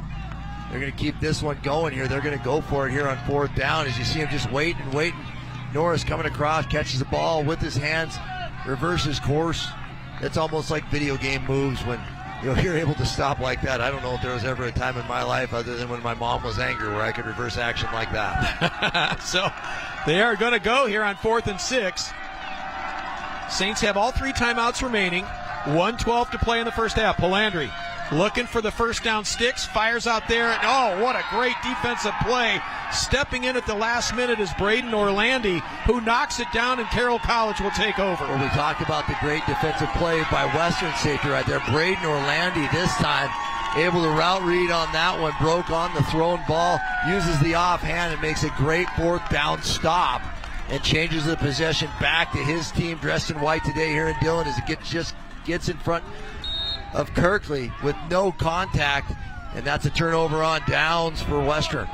Well, this Carroll College defense living up to their billing. They came in as one of the top defensive units in the country, and they have done a good job so far. So the Saints back to work on offense, firing across the middle for Akulchin, who makes the catch at the 45, and that's a first down. Yeah, Mufic from his linebacker spot drops underneath that, but Akulchin, that threat of that deep speed draws the off coverage and creates space for himself, and Hewitt able to find him here as the clock ticks under a minute. Here we go with Hewitt again. Fires out there for Akulchin, who makes another catch at the 42-yard line. That's another first down. Yeah, and we're seeing Mufic right there. Keegan Mufic is upset with the corner on that side, trying to get Romeo Simpson to close that up. And Simpson doesn't want to have it happen twice where he gets behind him. And we've already seen Akulchin run the two move route, the stop and go route on the first play of the game. So Simpson trying to defend his area, getting some encouragement from his teammates. And kind of picking on him here. So Hewitt's got time now, pulls it down. He'll run to the 30, still on his feet, and is finally wrapped up and brought down by Brady Mounts. But that is another first down, and keep in mind, Carroll College has all 3 timeouts remaining. Yeah, grabs 13 yards with his feet as that defense is anticipating the throw right there. Hewitt sees space all over in there, pulls it down for a gain of 12 or 13 there on first down, moves the sticks. So Carroll driving under a minute here. This has been a very efficient drive for them so far. Sure has, and there you see that Hewitt, the legs. The athletic ability of that young man really carried this offense through the first couple of weeks as he started feeling his way into the passing game. And there, he remembers what to do with it when there's nobody around you. Just take the ball, get a couple of yards. And in that case, he got to move the sticks. Gain is down to the 28. 42 seconds remain, 2 timeouts remaining, so you can still work the middle of the field. Bobby, if you're the Saints offense, don't have to go to the sidelines. They got all 3 of their timeouts left, it says here. They do, that's right. It was Western that used one. So Hewitt got Ford out of the backfield and out of bounds inside the 20-yard line. They'll mark him out at the 18, and that's right at the first down marker, and they say that's enough. Yeah, Ford does a nice job out of the backfield. Little swing route into the flat. Hewitt hits him in stride. I'm really impressed with the way that Caden Hewitt has developed some accuracy delivering the ball. That one hit Ford right in stride down the sidelines, right at about the 7 yards downfield. Ford able to grab it, get another 3 before Mufic pushes him out of bounds. First down gain to the 18. Hewitt looks, got a lot in front of him, and he is hit and brought down at the 11-yard line. But a nice gain, and now Saints will use that first timeout. That's Mufic again from his middle linebacker spot. Western, that nickel or dime defense right there. Bufich playing inside backer in that situation, read it pretty well, but not before Hewitt gets about 7 there. Still plenty of time with 29 seconds. Bobby, a touchdown here for the Saints. Boy, I tell you, a 2-touchdown lead going into the locker room, that would be huge. That's tough. The Bulldogs do get the ball coming out in the second half, but you know, we saw what Tech was able to do with a big first half lead up in Butte on the road. Maybe a little bit different story, but that sense of urgency, you can start to feel it to kind of build here. We talked about the crowd getting into it right now. They've quieted down quite a bit. A little bit nervous hands right here. They're getting cold trying to get out to the half-time tailgate, but a little bit of uneasiness in this crowd here in Dillon right now. 2nd and 4 from the 12. Hewitt feels pressure now, fires across. Colchin with a catch. And he is very close to the first down marker. He's got it. Yep. They're going to signal first down there. Colchin just run a little crosser underneath, and Carroll takes another timeout. As you see him going through his reads, comes out the first one, gets to his second one, sees a Colchin coming across there. Colchin tackled in bounds, but Carroll had a couple of timeouts to burn. Yeah, and that ball's at the 7-yard line, and with 22 ticks, you got 3 shots into the end zone. Oh, at least. I mean, because the clock stops on an incomplete pass. And, you know, the one thing I will say is, you and I talked all week. We talked 3 or 4 times this week, and, both these teams kind of have a tendency to get penalties that extend drives. It's been a pretty clean football game to this point. It has. So here we go. 1st and goal from the 7-yard line. 22 seconds to go here in the first half. Hewitt looks into the back of the end zone for Vandenaker, and he is wide open for the touchdown. Gavin Vandenaker slips in behind the secondary and gets the touchdown. Nice route by Vandenaker. Really froze Simpson there at the corner. Just broke inside of him. Was open for quite a while. Hewitt finally saw him. Delivers a strike, and the Carroll College Saints now pending the extra point at 21 unanswered here in the second quarter as they're finding a little bit of rhythm of their own. So Spencer Berger on for the extra point.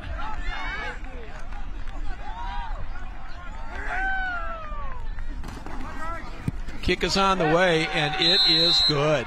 So after trailing Montana Western 14-6, 3 unanswered touchdowns for the Saints, and they are on the verge of going into the locker room with a 2-touchdown lead, Bobby. They just marched it right down there. Very accurate throws right here. Here's another one. Another one to Vandenaker. He had the early drop, but has really come back and made 2 huge catches, a route in the same spot of the Bulldog end zone back there. He caught the 2-point conversion. That touchdown there puts him on top by 14 late here in the second. So Carroll finding their way here late in the second quarter. And again, that was Simpson that they picked on. Went over the top of him. And Vandenaker, their receivers are tall. If you look at the Saints wide receivers, they got some length to them. And Vandenaker, you know, that kid, we saw him get hurt. Bad injury last year up at Nelson Stadium, and he has come all the way back, and he's having himself a season. Yeah, he did a nice job. That was a scary, scary injury up there at Nelson Stadium, and they trucked him off there, and that kid has really put in the time, effort, and just the all-out work to get back to where he was and then some for the Saints offense. Young man out of Townsend. And this ball sails through. Yep. Across the pond here. A lot of water fell before the game, folks. That ball picked up speed as it hit the ground and through the end zone. So Western will take the ball. 1st and 10 at the 25. Well, we've caught a break here weather-wise in the first half as it let up, but the skies are threatening. It's dark. Yeah, it was too wet to do the outside introduction to the thing. The guys in the truck were like, we don't want you guys to look soggy. They were worried about my hair. Well, that is going to take us to the end of the first half, and it has been a good one. Back and forth. Carroll College with that late second quarter touchdown extending the lead to 28-14 over the 8th-ranked team in the country, Montana Western. First place is on the line in the Frontier Conference West Division standings. Don't go anywhere. Our halftime show on SWX is straight ahead.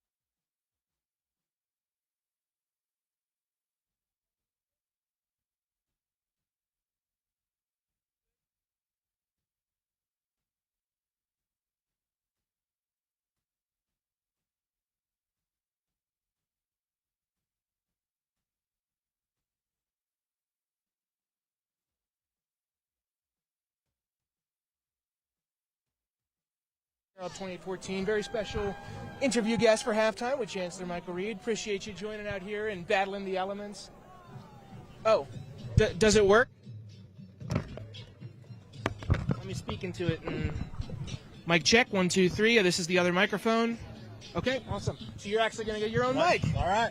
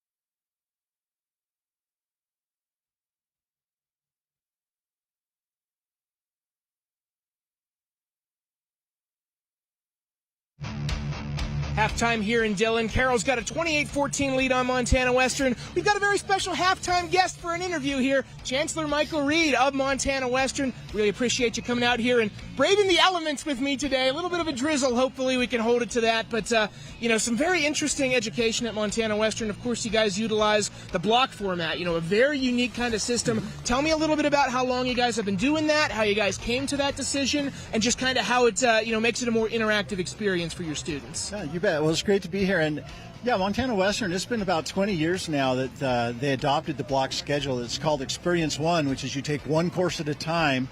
And basically it's a structure where let's say you take an English class, you're in an English class for 3.5 weeks, almost 4 hours a day, 5 days a week. At the end of that 3.5 weeks, you have a long 4-day break, and then you start your next class. Let's say it's chemistry or math. And what it allows the students to do is really focus on that topic. They're not spending 40 minutes in a class and then running to the next class and back and forth. They're spending that, morning or afternoon for the entire week, really focused on that product and that course. It allows them to really do true experiential education. They're able to, if you're in a geology class, you're out in the field 5 days a week, 4 hours a day. You're not trapped into a 40-minute schedule. I was going to say, tell me about the reception from students here at Montana Western, how much they've enjoyed that kind of, as you said, more interactive, more hands-on format. Yeah, I mean, the students choose to come here largely because of that structure, right? We are the only public university in the country that offers that block structure.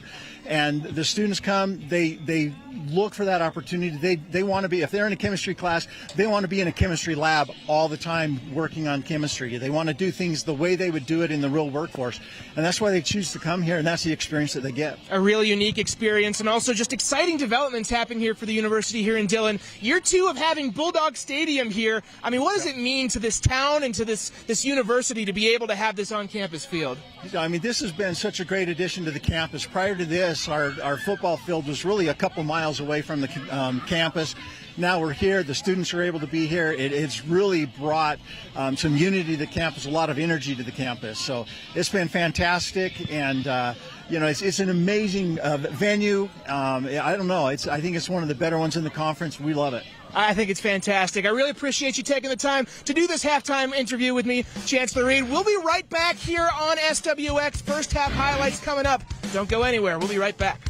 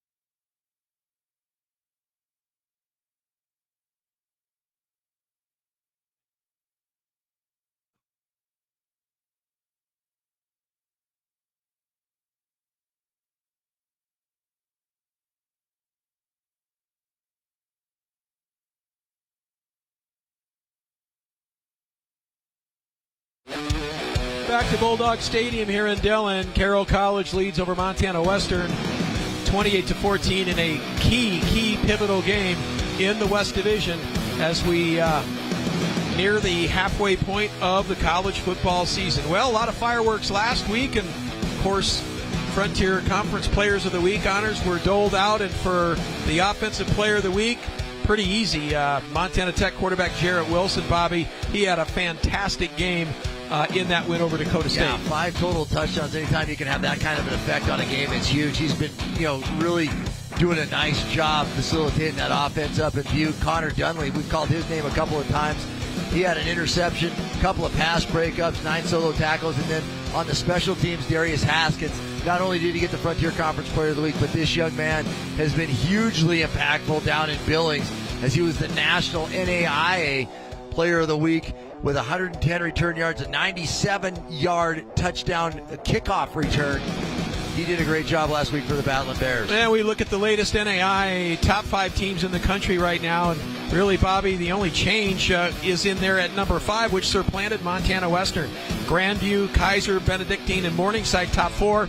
Montana Western, despite winning, dropped from 5 to 7, and Friends College out of Kansas moves up to number 5. I'm just happy that they got a team from Florida in there to break up that Midwest juggernaut. Yeah, and then Frontier teams in the top 25. Montana Tech, I said Western, I meant Montana Tech, goes from 5 to 7. Western in at number 8, followed by Carroll College, and then the College of Idaho. And there's those 3 teams in the West, Western, Carroll, and College of Idaho. It's going to be a good battle to the end as we see the Eastern Frontier standings. We talked about Tech at 6-0. They've continued to run the gauntlet there. Early season playing a tough schedule, and the last half of their schedule, I mean, you can see those teams there. They're just kind of battling there in mediocrity as Montana Tech's finding ways to win wherever they're at. All right, and then Dakota State and Valley City State, they're matching up today. That's a big game. I call that an elimination game. Both those teams are 0-1 in conference, but 3-2 overall. Then you look at the West Division standings in the Frontier, and between the two, pretty tough going over there in the West with those 3 nationally ranked teams. Yeah, those top 22 teams, 3 of them are in the Western, the Frontier, and it's going to be a race to the end. Western's got Carroll here today, and then they travel to College of Idaho next week, so the picture's going to get clearer. It sure is. All right, we're going to step aside. Stay with us. Halftime on SWX continues as our Frontier Conference Game of the Week rolls on.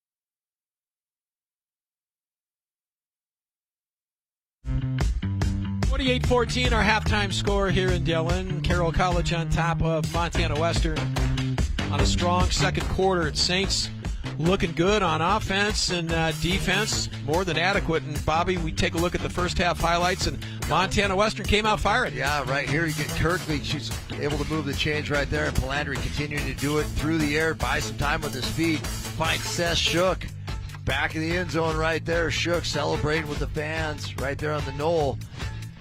Right here you see Hewitt buying some time right there, but a great play by the Frontier Conference Player of the Week, Connor Dunlea, celebrating and letting his buddies know about it. And then right here we get bull shots of this one. It's from the backside. You see him throw it, and then on that side you see Eli Norris catch it, gets into the front side of the end zone for the second score for the Bulldogs in the first half. They were celebrating right there, up by 7, but Hewitt and the Saints coming right back. As you see him right here, pitching it deep right there. Lincoln Holmes making the diving grab. And then Hewitt again right here to Minard. Nice gain here, able to move the chains. Keeps it a little bit short. Bulldogs keep him out of the end zone there. But then right here, the tip ball, almost a pick right there on the other side by Graham. Falls short. Good play defensively. But right here, you see the long haul, perfectly thrown ball to Colchin. Just running away from Simpson right there. That end zone treated him well. They'd find it 2 more times that quarter. Because right there, Colchin hitting in stride. This one kind of a little bit of a fluke play as Eli Avey tips that one to Forrest Suero. And Suero able to fall down with that one in his hands. And then right here, finding Wilkinson on the crossing pattern.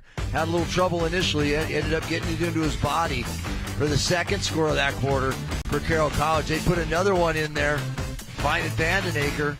And I'll tell you what, that 28-14 lead on the road in the rain here in Dillon, looking pretty good if you're wearing purple in the stands today. Oh, it sure is. A 2-touchdown lead as the rain has returned to Bulldog Stadium. And Dillon, we're going to step aside one more time. When we come back, we'll take a look at the first half numbers, and they're impressive.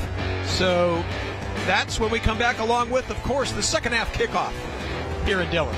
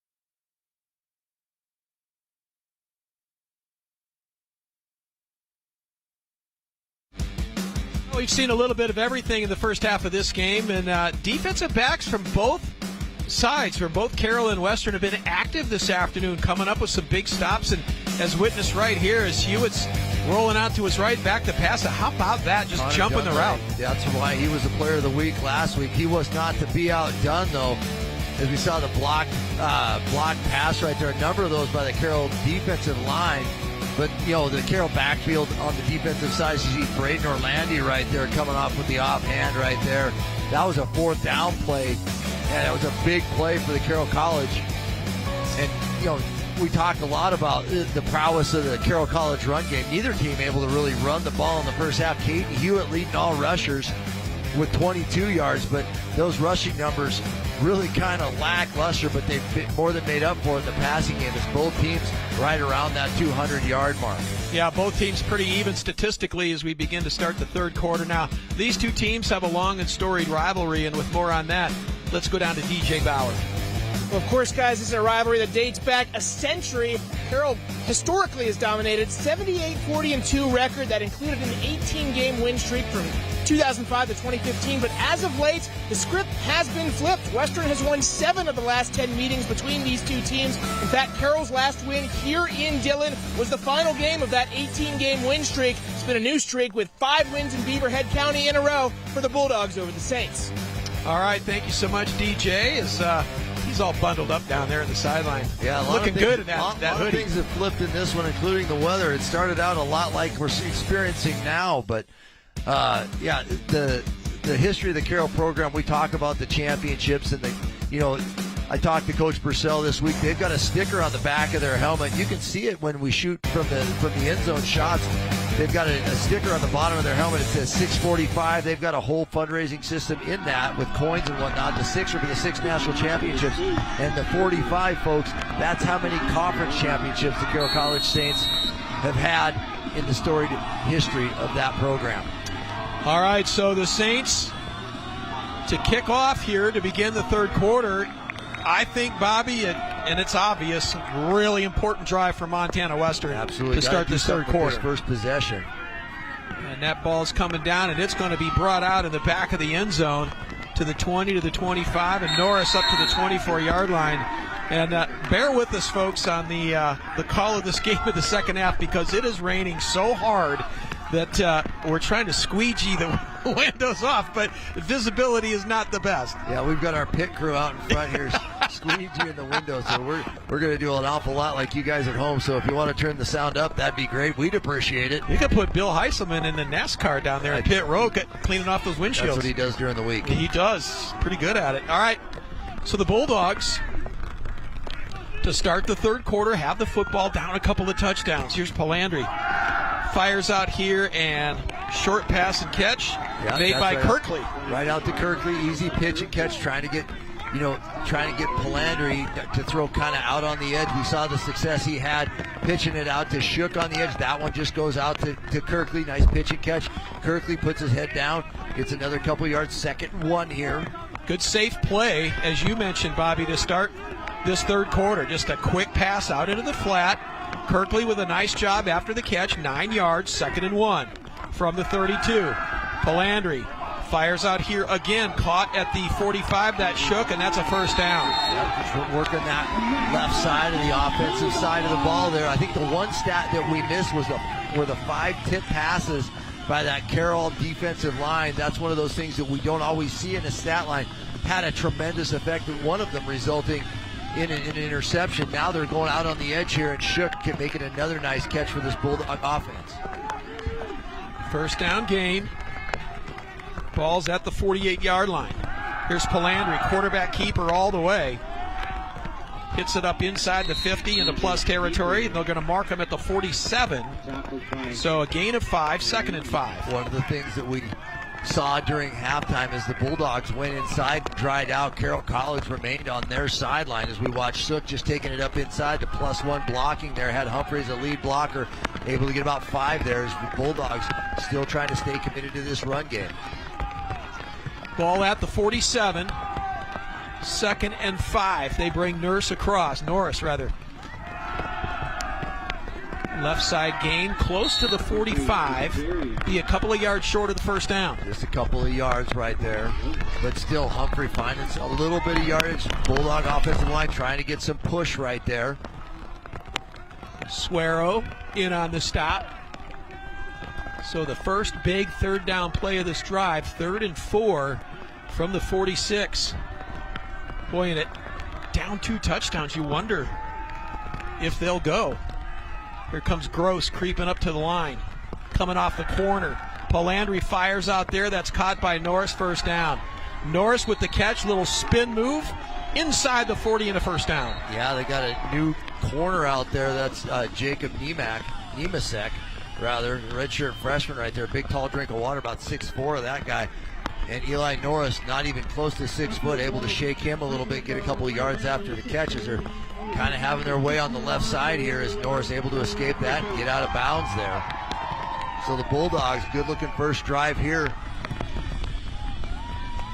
Yeah, impressive opening drive here, and now little bit of tacked on there at the end of the play. Extracurricular outside of the field of play there, tacks on another 15 here. Little pushing and shoving over there along the bench, and that's going to give the Bulldogs more yardage and a first down now from the 20-yard line. 2.5 minutes gone in the third quarter. Bulldogs trying to answer back. Palandri feeling pressure now, fires out there, incomplete. Good pressure for Carroll. There is a flag on the play. Bulldogs were calling for a point for that one. There's a lot of contact there with Norris in the slot. On the offense, number 0, 10 yards from the previous spot. An automatic first down. Okay, Elijah so Larson there. Yep, Larson is flagged, and that's going to move the ball right down to the 10-yard line. So this drive, the length of the field in only 2.5 minutes. So whatever they talked about at halftime, Bobby's paying off here early in the third. Well, Western's notorious for having big third quarters. I mean, they do a great job at halftime making simple adjustments, and that's been the fact to this point so far in this one. Palandri fires, end zone, and yes, it is caught for the touchdown as Norris hauls it in, and just like that, the Bulldogs right back in this one. Very methodical right there. The Saints looking for a little push-off right there, but Norris makes the adjustment to the ball that was thrown low and inside of him. We've seen a number of receivers not able to hang on to that one, but Eli Norris making the most of his targets today. Falls down for his second touchdown of the day. That one a big one, brings the Bulldogs within 7 as you watch the rain coming down here in Dillon. 5 touchdowns coming in for Norris, 2 more today, so that brings the total to 7. And now the all-important extra point. And this one was blocked again. So that one, it's not so much the holds today, Chris, is we've seen a couple of the snaps be behind the holder right there. That one the same way. Did a great job of holding on to that one and trying to get it down, but the timing's so important on those type of plays. As we see Palandri just pitch and catch, Norris making the necessary adjustment, and they really lived on the left side of that offensive side of the football as they marched down. Largely they hit Shook, they hit Kirkley, they hit Norris right there on that left side. So the young freshman kind of getting picked on early in the third quarter here. Well, it's such a huge weapon for the Bulldogs offensively, and here's again, just a little bit off on the snap. It looked like Bobby tried to bring the ball down quickly, but the timing just wasn't there. Well, there's an actual time that it takes for snap to hold. That one took too long. You saw the pressure coming inside from the Carroll College Saint. It's hard to block them it's hard to block a field goal or an extra point if the timing fits. That time took a little bit longer, and Carroll able to get in there. As you see Simpson trying to shake himself warm, they spent the halftime out here under the tent. Some of them did. Not everybody fits under the tent. This is high and deep, and Sullivan will take a knee. And now the Saints with a chance to answer here in the third.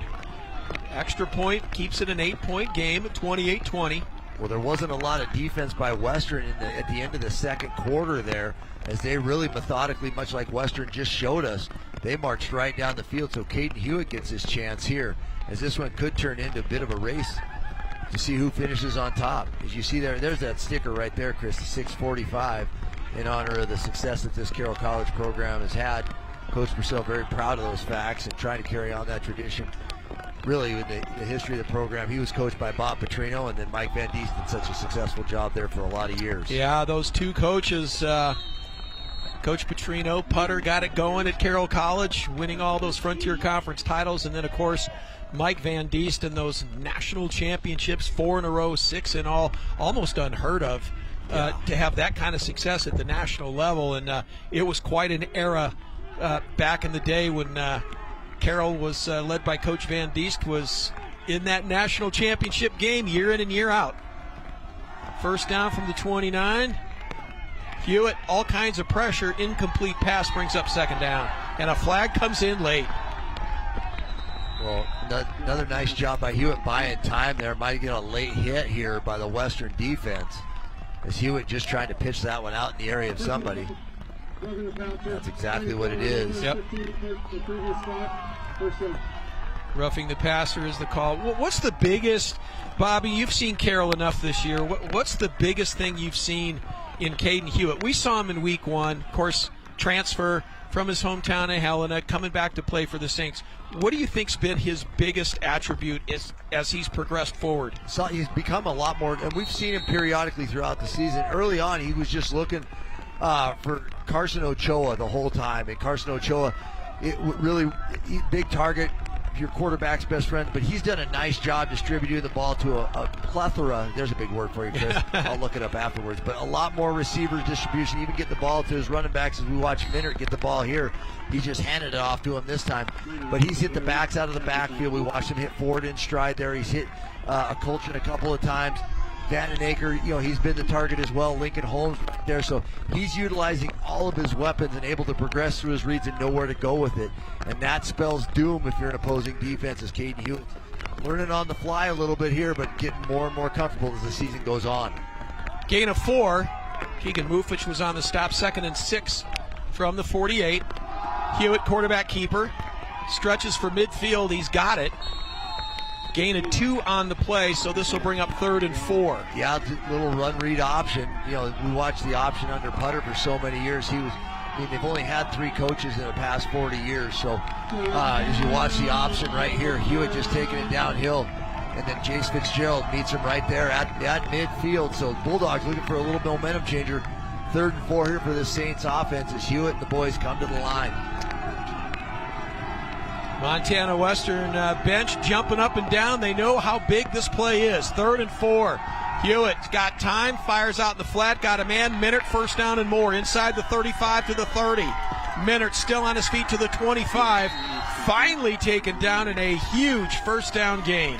That's just one of those things. Bill Walsh did it for so many years where they'd line up everybody, run them inside, hit the back in the flats. So much of that West Coast offense was making sure that you had weapons out on the edge here. But Hewitt sees everybody kind of vacate the area. Minert sitting out there in the flat, easy pitch and catch, and Minert able to do something with it, as the run game is kind of non-existent today for either team, but both backs are having an effect in the passing game. And this time, Hewitt is dragged down from behind, and a nice play defensively by Tyler Schoen. The redshirt sophomore from Chinook came from the backside and brought him down. Yeah, good pursuit on the backside by Schoen right there, as the +1 run game with both quarterbacks being effective runners today, but Schoen just chasing him down from the backside, loses a couple of yards on that one. Brings up 2nd at about 12 as you see Schoen just kind of coming through and able to bring him down for a loss there for this Bulldog defense. So a loss of 1 sets up 2nd and 11 now for Hewitt. Hewitt, pressure in the backfield, and another big play defensively for Montana Western as Devin Crow comes in for the stop. Yeah, defensive lineman right there inside, beats his blocker right there. Hewitt had nowhere to go, and he was in there quickly. Hewitt slipped a little bit there as you see Crow coming right there from the left side of your screen, able to put Hewitt down. So 3rd and a long ways to go, 3rd and about 20 here for the Saints. Not necessarily where you want to be, but Hewitt we'd be able to distribute the ball pretty effectively downfield to get Carroll a shot. And now a flag comes in, and the Bulldogs signal movement on Carroll.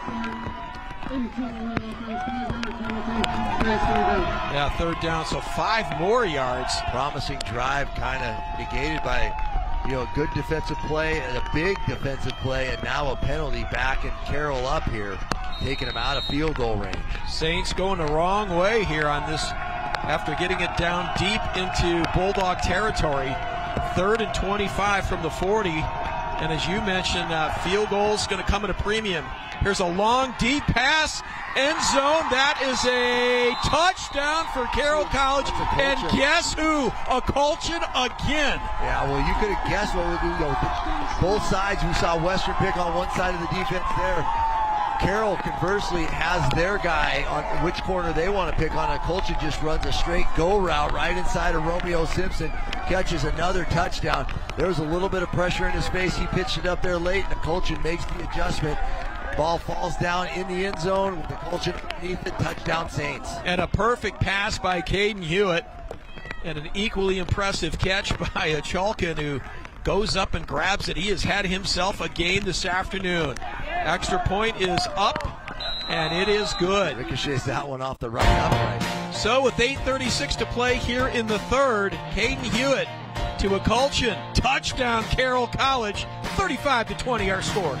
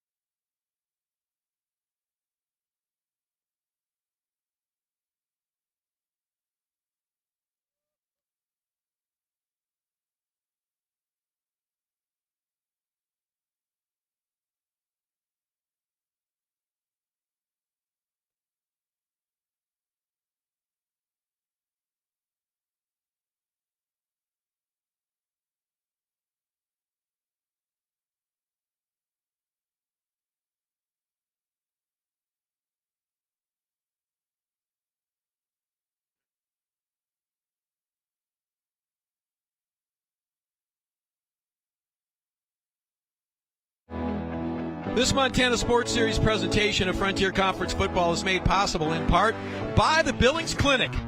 Billings Clinic. Trust and be trusted. Strive for excellence, serving Montana, Wyoming, and the Dakotas. 8:36 to play here in the third. Carroll College answering again. Boy, has their offense been clicking on all cylinders today. 35-20 now as they'll kick to the Bulldogs. Not a lot of defense in this quarter so far. It come out of the second half. Both teams firing the ball downfield. And Golan puts a foot into it. Out of the back of the end zone. And here comes Montana Western. You know, Bobby, back in the days of COVID, there were games that I did where they actually put the announcers in a studio and they watched monitors and called the game because you couldn't be there on location. I feel like this is what we're doing right now because you can't see the field through our glass. So we're kind of calling the game off the TV monitor here in the booth. So it's almost like being in an aquarium where we're watching the game inside the fish tank as these guys are, I mean, it is absolutely coming down there. Our executive producer, Bill Heisselman, just popped in, and his words to us were, quote, "It's pouring out there." Oh, there's great pressure straight up the middle, and right on cue, Brett Tomasini comes crashing in for the loss. Yeah, they decided they needed to bring a little bit more pressure up there, and the defensive line for Bridger Fleming and Rocky Shields and Brett Tomasini, they're all in there welcoming Michael Palandri to the wet turf here at Bulldog Stadium. So a big loss on the play. Second down, 18 to go. Ball inside the 20. Palandri Still looking. Now gets pressure by Abey. Stays on his feet. Now throws it away. There is a flag down at the 27-yard line. And Shook catches that one about the 30. So he doesn't get enough yardage for the first down, but it looks like we're going to get a defensive holding call downfield here in the rain as you see it still coming down. Have to wait to see on this one as they're still discussing it. There are 2 penalties on the play. Holding on the defense, number 7. Holding on the offense, number 78. Those penalties will offset and replay second down. All for naught. Okay. We're going to redo this one. So, Bobby, as a wide receiver, did you enjoy playing in this kind of soup? I didn't mind the rain as much as I hated the wind, and now it looks like with that flag up there, we're going to get a little bit of both. So you got to battle the elements. But I always preferred about 70 and sunny. 2nd and 17. Palandri, quick shot out there in the flat, caught. Back close to the original line of scrimmage is Seth Shook, who makes the catch, but this is going to set up 3rd and 11. 3rd and 11 right now, and in the elements right there as guys are trying to find any way to keep everything dry. None of these receivers seem to be wearing gloves today. Figueroa checks in at wide receiver on 3rd down as they bring in. Wet balls are hard to catch with those fancy new gloves. See what the Bulldogs come up with here. Palandri, pressure from Ali off the corner, and now he's going to get him from the backside. Great individual effort. Danavian Ali. Danavian Ali comes around the corner, gets past the quarterback, battles back, changes direction, and able to get Palandri in the backfield. So big sack on 3rd and long right there as this Carroll defensive line is continuing to have an impact today. Well, and they should get great field position as Berkeley is going to stand inside his 10-yard line. Connor Sullivan waits for the punt at the 40.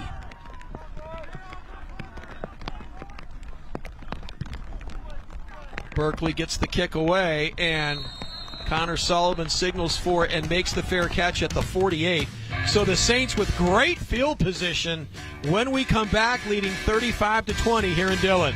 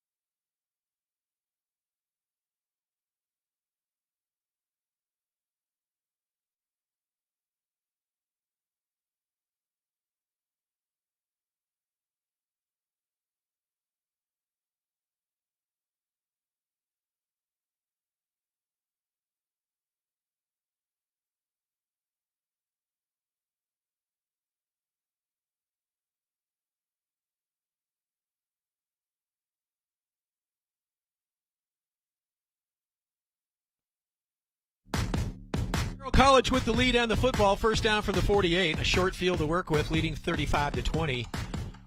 And, boy, I tell you what, if you're Coach Purcell, you're thinking right now, if we can put a drive together and push 6 more across, this is going to make it awfully difficult for Montana Western to come back. Yeah, given everything we're facing today, it's going to be a challenge for anybody to come back in this weather. Hewitt, quarterback keeper all the way.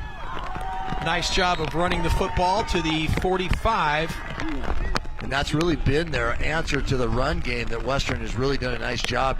Minert and Ford not getting much between the tackles, and Hewitt able to do that with his feet. He was the leading ground gainer in the first half. He had I believe, 22 yards, and he's continued to add to it here in the second half. Under 6 to play in the third. Gain of 6, 2nd and 4 from the 46 of Montana Western. Hewitt again, quarterback keeper, first down, and a whole lot more as he barrels his way across the 40 all the way down to the 35-yard line of Montana Western, and that kid running the ball like a fullback, finally brought down by Brady Mounts. 6'3", 220 pounds. He's coming right downhill, right into your TV screen right there, and a couple of Western defensive backs trying to bring him down there, but Hewitt making sure that he's the hammer in that situation as he nailed a couple of Western defensive backs after making the yardage for the first down. 1st and 10 from the 34. Oh, they're going to get it forward and then back to Hewitt. Hewitt throws it out for a Colchin, and nothing right nope, there. They tried the two break stuff to start the game. Xavier Ford, nice job of just pitching it right back, catchable ball so Hewitt could get rid of it. So trying a little trickeration, but the Western defense just hanging back in their quarters coverage, wasn't biting on anything. Incomplete pass, 2nd and 10 from the 34. Well, with the success of their running game right now, and I'm sure Hewitt's thinking take time off the clock, control the game. Here's Ford to the 30, gain of 5, 3rd and 5. Yeah, just trying to keep everything honest, keep the clock working a little bit, keep the sticks rolling. Putting together a drive that is doing two things. Obviously, Bobby, using the clock here late in the third, but also trying to extend this lead. Absolutely, just continuing to drive another couple of yards, and they're in field goal territory. Want to open this up to a 3-possession game. So 3rd and 7. Hewitt rolls right, fires, has a man caught by Lincoln Holmes at the 20. Able to get enough yardage to move the sticks right there. Not much after that. And I'll tell you, Bloomquist was all over him, and yet Holmes was able to wrestle it away. Here it is again. That's just a nice, accurate pass, putting it in the body of your receiver. Receiver able to put himself in between the defender and the ball. Nice, safe play, move the pocket, alleviate some of the stress that this rush has given you when you've stayed in the pocket to try to pass and move in the pocket. Hewitt showing his athleticism, able to make the pitch and catch there and move the sticks. Stay on the ground to Ford. Ford inside the 15, falls forward to the 13. And a good gain. Well, if you look at this Carroll College team coming into this game, Bobby, averaging just 92 yards a game rushing the football. But today, a much better job at mixing the run with the pass, and a lot of that, as you mentioned, off the legs of Hewitt, the quarterback. Yeah, Caden Hewitt really, we talked about this as well, just early in the season doing a lot with his legs. Today he's been distributing the ball through the air effectively to all of his targets, not just finding Ochoa, we haven't really called his name that much. No, we've not. So Minert back in now as Hewitt fakes to him, rolls right, fires back to the end zone. There it is, Carson Ochoa, and right on cue, Bobby, to the tight end for the touchdown. Yeah, Ochoa just kind of lazily release upfield, puts a little bit of a stick move on the safety, runs to the corner of the end zone, and Hewitt accurate enough to deliver a strike. And Ochoa, he's done this before, probably not albeit in a monsoon, but the weather doesn't affect a big tight end like that, as he's able to put another 6 up here and extend the Saints lead.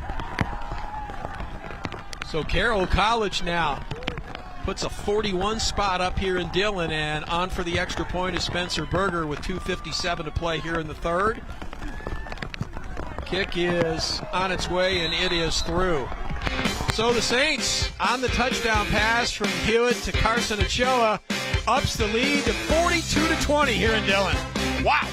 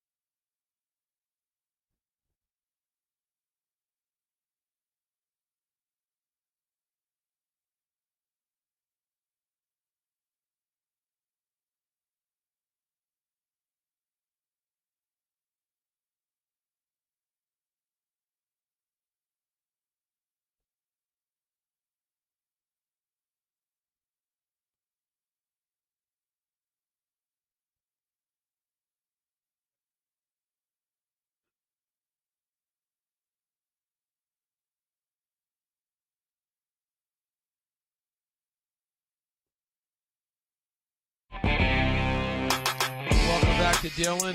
Just a reminder, our next broadcast for SWX, high school volleyball. Missoula Hellgate at Sentinel, intercity matchup, Wednesday, 7 o'clock, right here on SWX. Let's go Knights. Let's go Knights. Hey, now. Former Missoula Hellgate guy right here. I knew how big a rivalry that is in Missoula. It is. A little crosstown rivalry. I'm going to give a little love to the Spartans then. I'm going to go Sentinel if you're going to jump on Hellgate. Oh, I'm getting backed into a corner. The guys in the booth are coming at me because I'm a Hellgate Knight through and through. This ball is going to go out of bounds, so Montana Western with great field position. Bobby, you made a great point to me in the break on the play of Caden Hewitt, the quarterback. It's one thing to pass and catch and throw the ball, but it's the way he's putting the touch on the passes and how he's getting it to his receivers. I think you said catchable balls. He's throwing, he's got a big arm. He really does. He's got a live arm, big frame guy. We've seen him run the ball. We watched him punish some DBs. But today he's distributed the ball to his receivers. They've all been very catchable in places where they should catch them. I haven't really seen an errant pass thrown by Caden Hewitt today. And on that last play, rolling to his right, just throwing a nice touch pass into the back corner of the end zone, only where his big tight end Carson Ochoa is going to catch it. He's done a brilliant job today in weather that is less than awesome. So Montana Western in a huge hole on first down. Polandri fires out here to Norris, who makes the catch at the 47-yard line, and that's a first down. Well, we talked about his play today, and then last week, 30 of 38 for 379 yards and 3 touchdowns against Arizona Christian. So this is a kid that, transferred from University of Montana, came back to his hometown, embraced staying at home and playing for Carroll College, and to me, so much poise and confidence for this young man. He sits back there and makes the right plays. And kudos to the coaching staff having the patience to, spoon feed him the offense and get more comfortable with it as we watch Western, continue to try to get this run attack going downhill. Just quick handoff, but nothing doing. This Carroll defensive line's pinching those run lanes off as they get that ball deep in the backfield, and they just squeeze those run lanes tight, and Western not able to get anything going really offensively. Lammers in on the carry, and no gain, so 2nd and 10. Ball sitting at the 48-yard line. 2 minutes to play. The officials working extra hard trying to keep that ball dry today. They got their work cut out for them in that department. No doubt. So under 2 to play here in the third.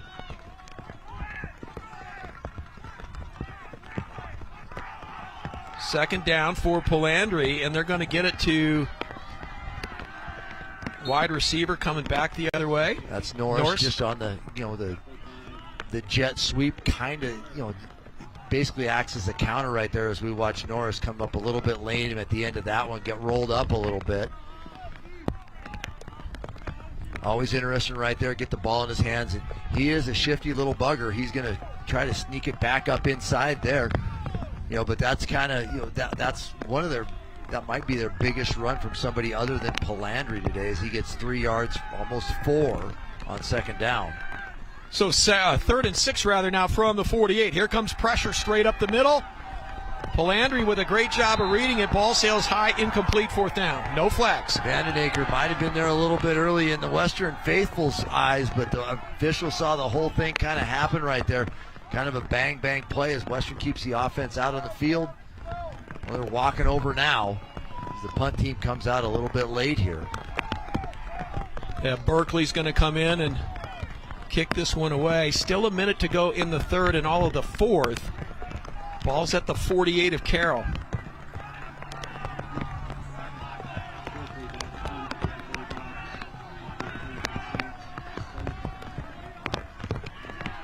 Fourth and 6. Fair catch signaled for and made and fumbled. And looks like Montana Western has it, and they do. So Sullivan coughs it up, and Montana Western gets a huge break. Berkeley put a lot of spin on that one. It was actually moving away from Sullivan as he went down to catch that one, coming right there. And there's a couple of Western defenders right down there. Number 24. Canyon Sargent from St. Ignatius. That's tough when that rain just coming straight down into his face along with the football. And on that one, unable to squeeze that one. And Sargent young man from St. Ignatius, Montana, legacy guy. His dad's Jason. Sergeant Johnny on the spot right there comes up with a big turnover here as Western gets a break inside the 20-yard line on Carroll's side of the field. Well, let's see if they can capitalize. Golden opportunity right here off the turnover. That's tough, man, when you're back there trying to field punts in a pouring rain. Well, credit to McLean Berkeley putting some spin on that one, putting it high up, making it difficult to catch. And Western trying to make a little bit of a comeback here late in the third. Ball inside the 20, first down.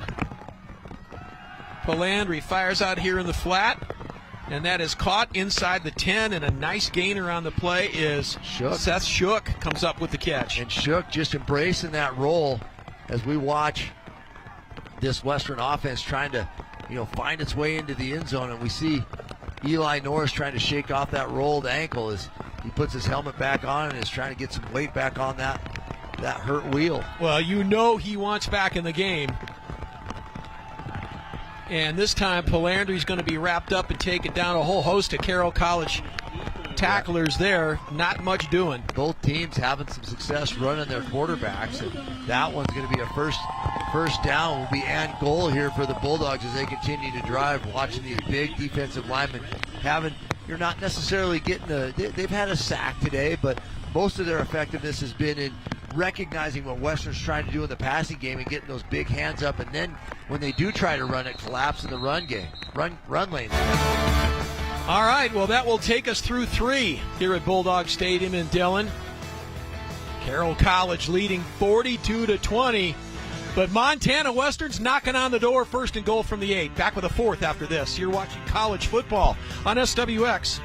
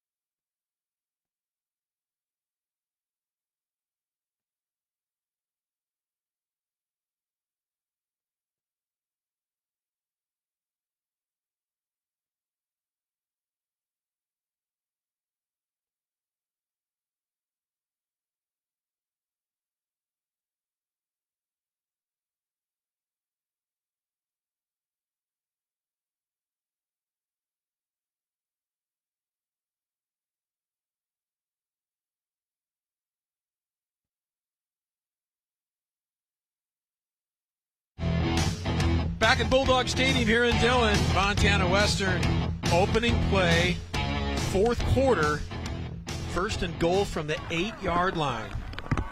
This is absolute must-score territory for the Bulldogs. Absolutely got a 22-point hole to dig themselves out of. Got to get something in the end zone working here.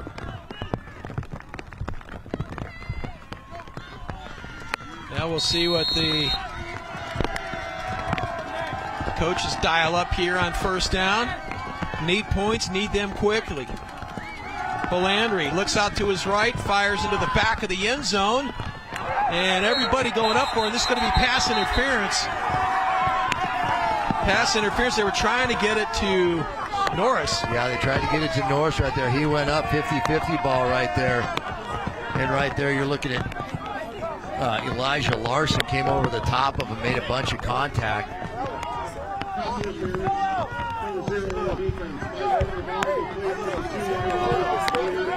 Yeah, first down, even closer to go half the distance there. Put him inside.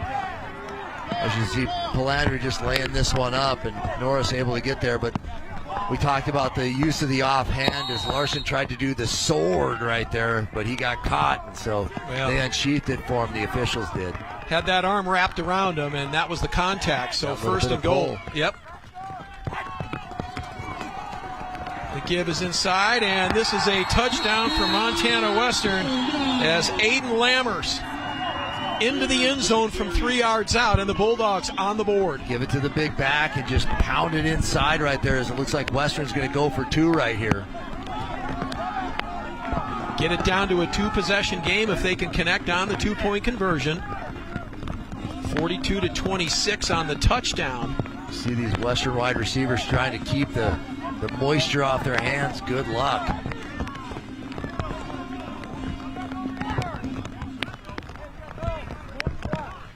Everybody, offense looking over at the sideline there to see what they're going to dial up on this 2-point conversion. Well, the 25-second clock is ticking down. Yeah, they got to go. Here. They got to get rolling here. And they don't want to use a timeout, that's for sure. Trailing big in this game. Palandri back of the end zone, and bodies collide. No flag. Went with the 50-50 ball to Kirkley right there, and that one doesn't come down as Carroll defense answers the call, so Western comes away with 6 on that one. Cuts into the lead here, but looking for 8, coming away with 6. So a big stop for the Carroll College defense after the touchdown. I want to say it was Henry Gross. It's hard to figure out if it was 16 or 18, but coming off that right side on the 2-point play as we watch Lammers banging it inside there for the touchdown. But on that 2-point play, that defensive pressure off that Western right side forced Palandri to throw that ball up sooner than he needed, or wanted to rather.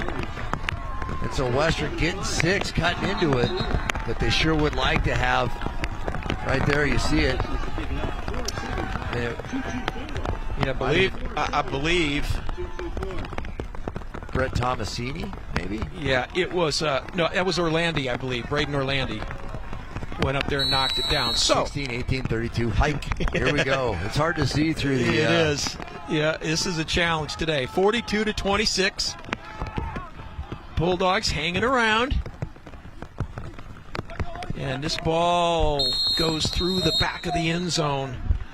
And the Saints will see if they can answer now. Their offense has been double tough today, Bobby.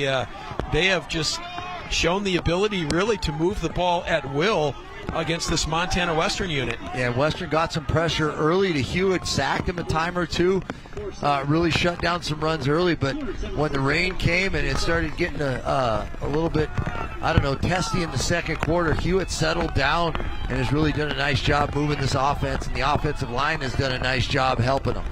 Well, he has been the story today for the Saints offense. Done a masterful job moving the football. Here we go on first down. They'll stay on the ground. And that's going to be a short gain by Minert, who will take it up to the 29-yard line. So gain of 4, 2nd and 6. Well, that's all you really want out of your run bet. game. And right now with this Carroll offense, they want to eat as much clock as they can and eliminate possessions that Western has a chance to eat into this lead. Oh, every game, every play on the ground taking seconds off the clock here. Not a dry eye, hand, or anything in the house today in Dillon. 2nd and 6.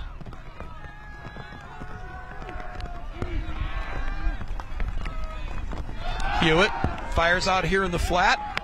Got a man. And that's a Colchin again up to the 39 and a first down for the Saints. That was a well-designed play. They had the whole fake counter action coming this way, throwing the screen back to the other side. All sorts of movement by that Carroll offensive line.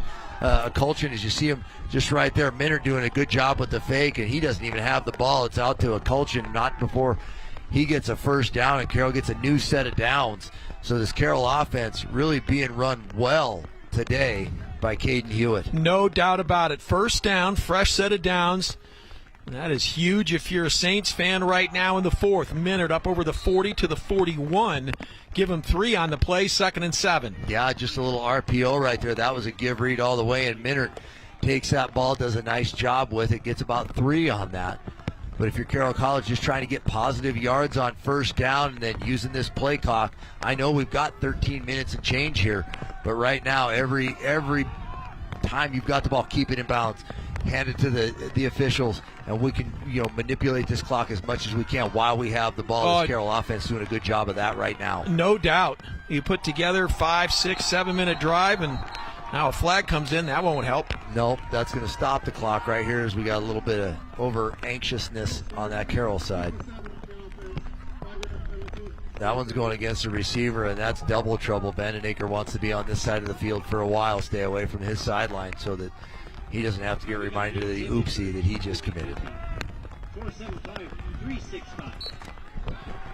So they'll back him up, and that's going to set up 2nd and 12. From the 35. Hewitt got time, now rolls out to his right, fires back across the middle for Holmes. Holmes had it, dropped it, 3rd down. Yeah, there you see the effects of a wet ball just flying through the air.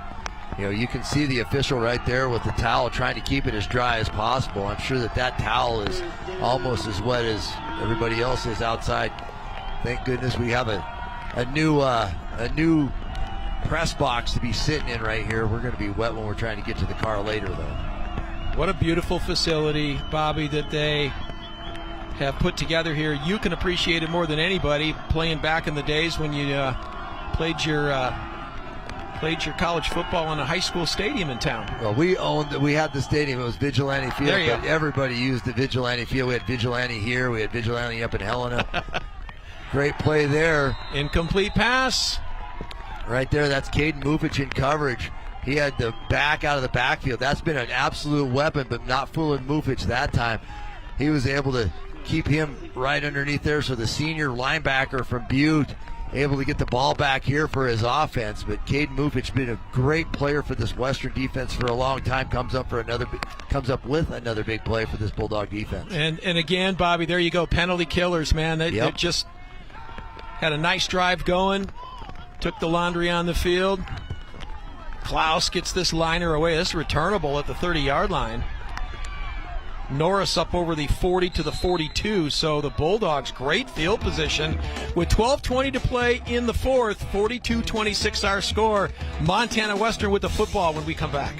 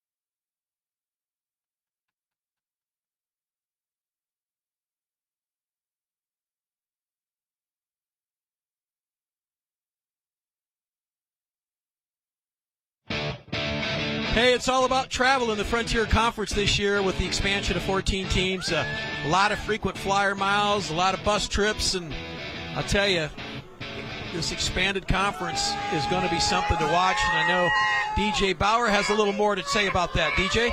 Well, of course, for years, the Frontier was only the 5 Montana teams, Carroll, Western, Tech, Rocky, Northern, making up the bulk of it since 1947. Things changed recently, of course, the Oregon schools, College of Idaho joining, then Arizona Christian, and now up to 14 with 5 joining this year. A lot of travel. Carroll's visit to Dillon today is their only one under 150 miles. Western's, theirs only under 200 was the opener against Tech. All in all, Bulldogs are traveling 1,600 miles for their road games this year. Saints are going to bonkers, 2,200. That's all calculated as the crow flies, too, so that number's even bigger whenever you count all the bus miles these teams are taking. Yeah, we did the math on some of these trips, Crazy. Bobby, and they are outrageous. The Valley City and Dakota State had the right idea. They just chartered into Butte last week. Well, some of the guys at Carroll, they get 2 flights this year. That's never heard of it. You see the slick ball just fall out of Palandri's hands.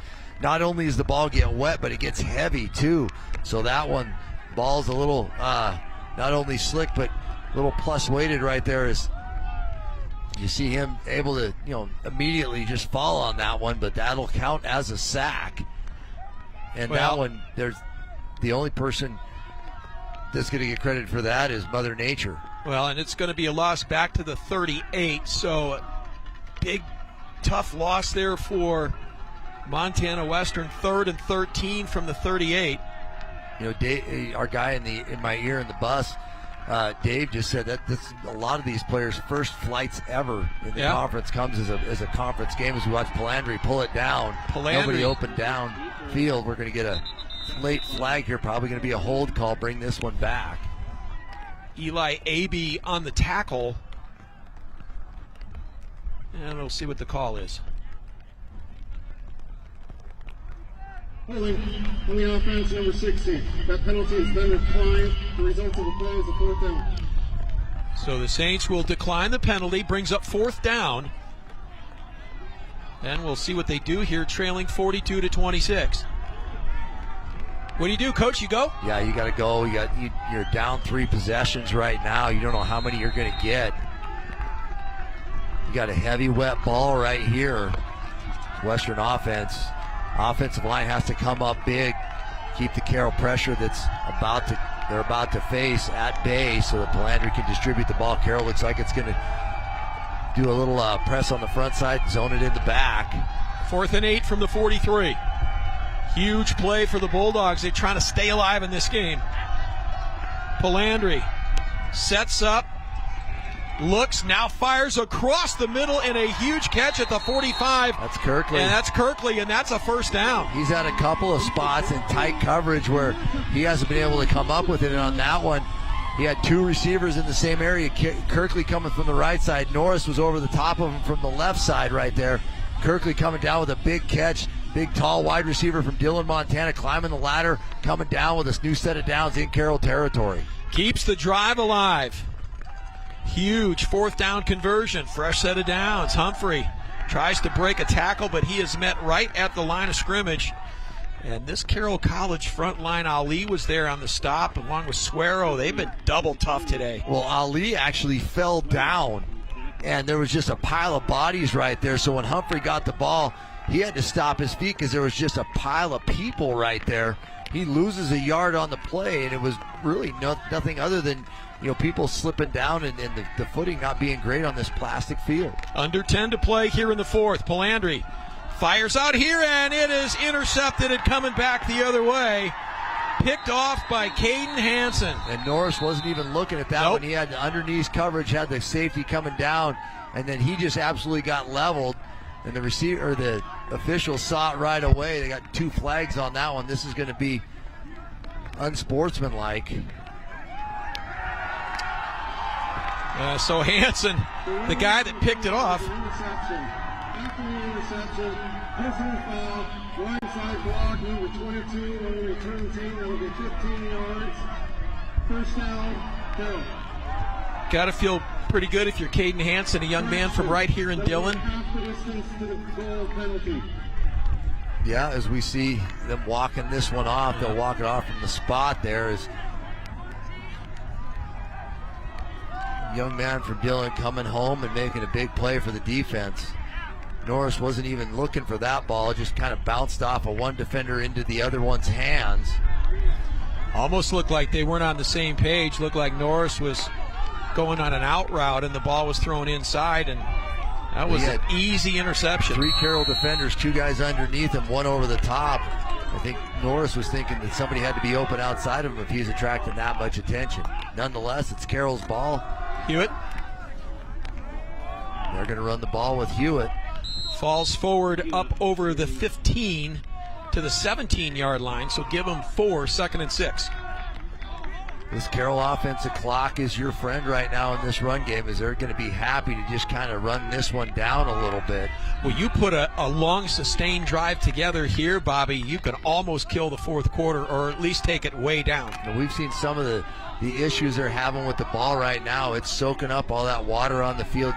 Doesn't matter what the officials are trying to do, drying it off. It's already soaked and saturated. So from the 16, Hewitt again, using his blockers, right side, and they will mark him forward progress at the 19, so they'll give him 3, 3rd and 4. Just a gain of 2. Mufich right there getting up. Looks like he's got a little bit of a stinger right there as he hops out of the back of it. He's been busy today. He has been from his middle linebacker spot. He's just trying to suck it up here at 3rd and 5 as Mufich trying to recover right there on the field. Get ready for the 3rd down play, as they're happy to just run the ball with Caden Hewitt in the run game with Carroll College today. Mufich, the senior from Butte, still grabbing that arm. Man, that's tough sledding. So 3rd and 4.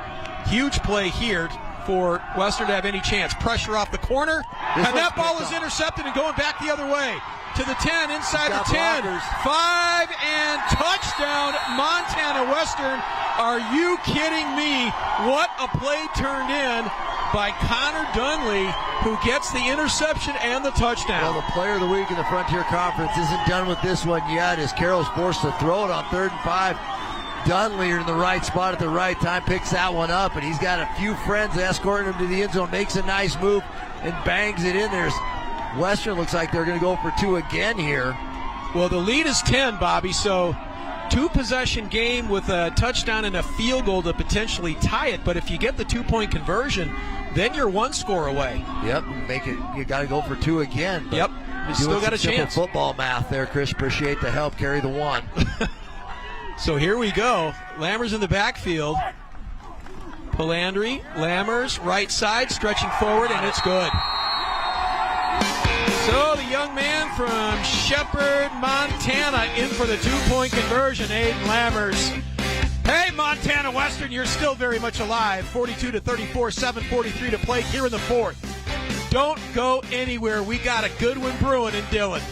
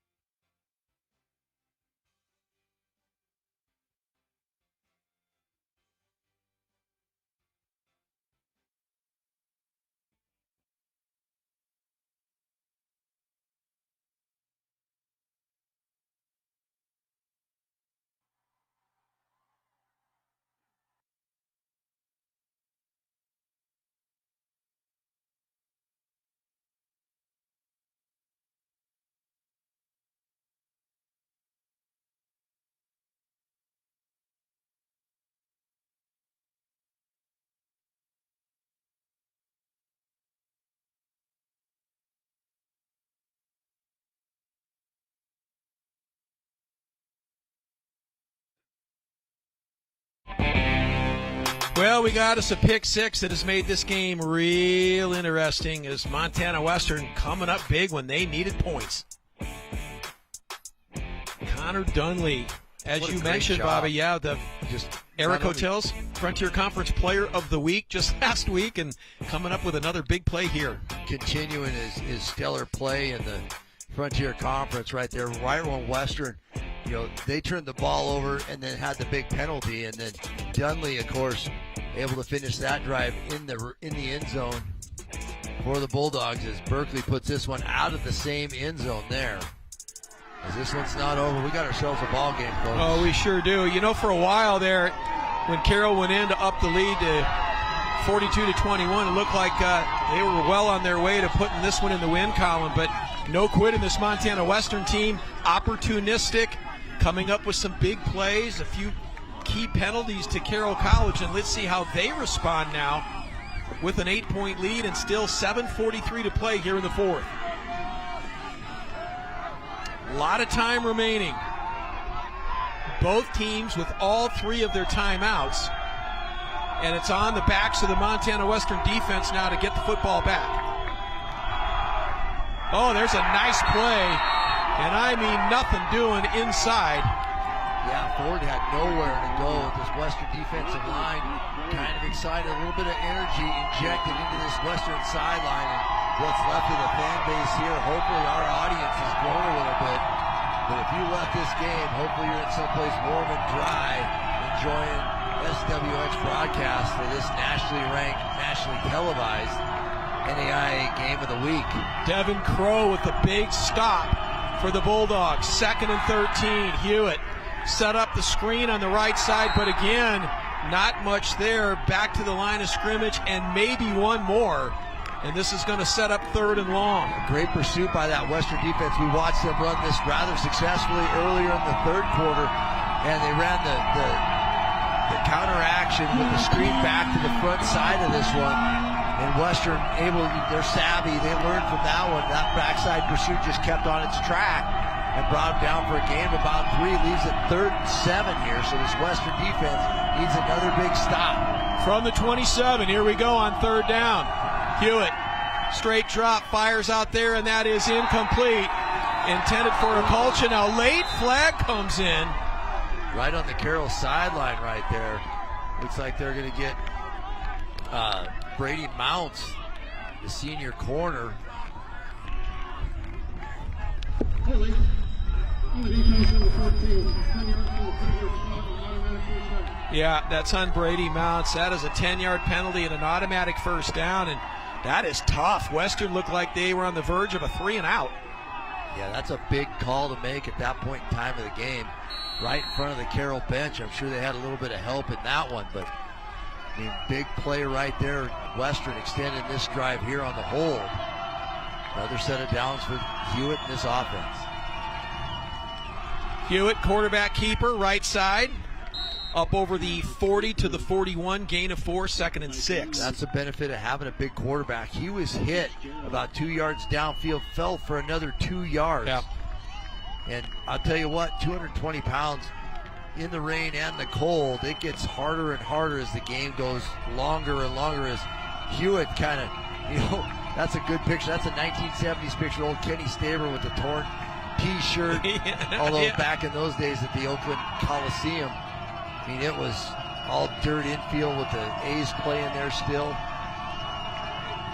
2nd and 6 after the 4-yard pickup, under 6 to play.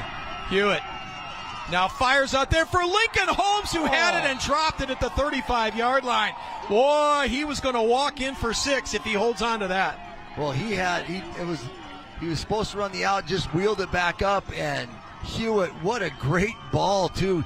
You see, we talked about the catchable balls right there, and Holmes hits him right between the 1 and the 8 right there, and the defender right there, Reese Stanish. We've called his names a couple of times. That one, Stanish was beat again. Holmes unable to pick it up, so we got a big 3rd down here again for this Bulldog defense, trying to mount a comeback here at home. They've got life if they can get a stop here. 3rd and 6. Hewitt operates out of the gun. Fires out there and incomplete for Minert, 4th down. Yeah, no pressure flags. right in his face as he had Caden Mufich coming free off the left side, or the right side rather, off the defensive left side. Mufich was right in his face, had to throw it a little bit off time, And you had Jace Fitzgerald coming right there, the hometown product, wearing that proud number 18 jersey. The legacy jersey here at Western. All right, so 4th and 6th from the 41. Fair catch signaled for and made at the 20-yard line. We talked a lot about Jace Fitzgerald wearing that number 18. It's a very, very important number here at Montana Western, as you well know, Bobby. And with more on that, let's go down to DJ Bauer. No, of course, a very important number for the program for a number of reasons. Of course, Beaverhead County is county number 18 in the state of Montana. That's the reason why Dillon native MJ Simpkins chose to wear it out of love for his home county. And tragically, Simpkins was killed in a house fire in 2017, but his memory lives on through the number. Instead of retiring it, they made it a legacy number. His younger brother Nate was the first to wear it before Reese Neville and Cameron Rouser did. The last 2 seasons, it's been spent with Dillon products, Pete Gibson, and now Jace Fitzgerald. This is a long out pattern, and Palandri just kind of threw it up there. Intended for Norris.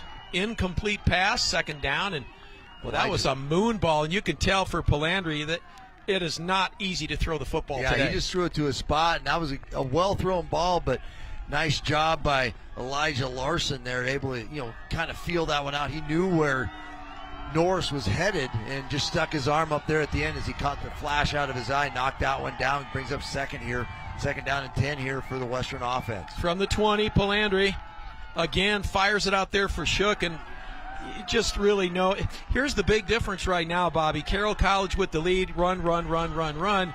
Montana Western forced to throw the ball on every down, and you could tell on those last 2 passes that Palandri's having an awful time trying to grip the football and just putting anything on it. It's tough. That leather ball just continues to soak up water and get heavier and heavier. It takes a little more effort.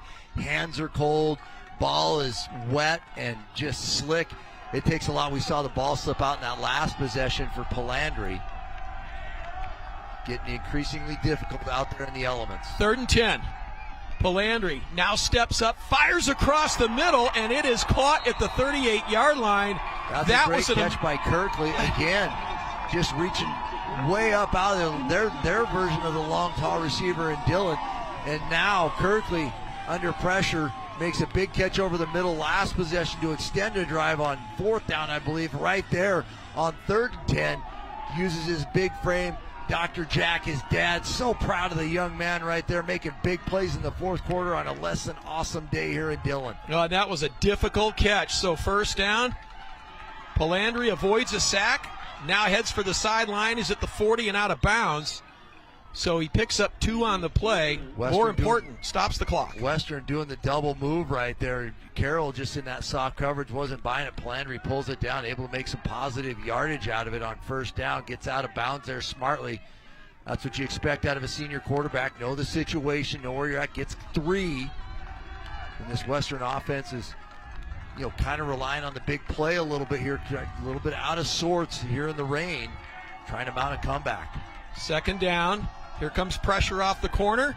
Palandri got some zip on it, finds Shook, who makes the catch, and down to the 45-yard line at Carroll. And a 1st down. Shook having a great day today, and that one took a lot of effort just to get out to Shook.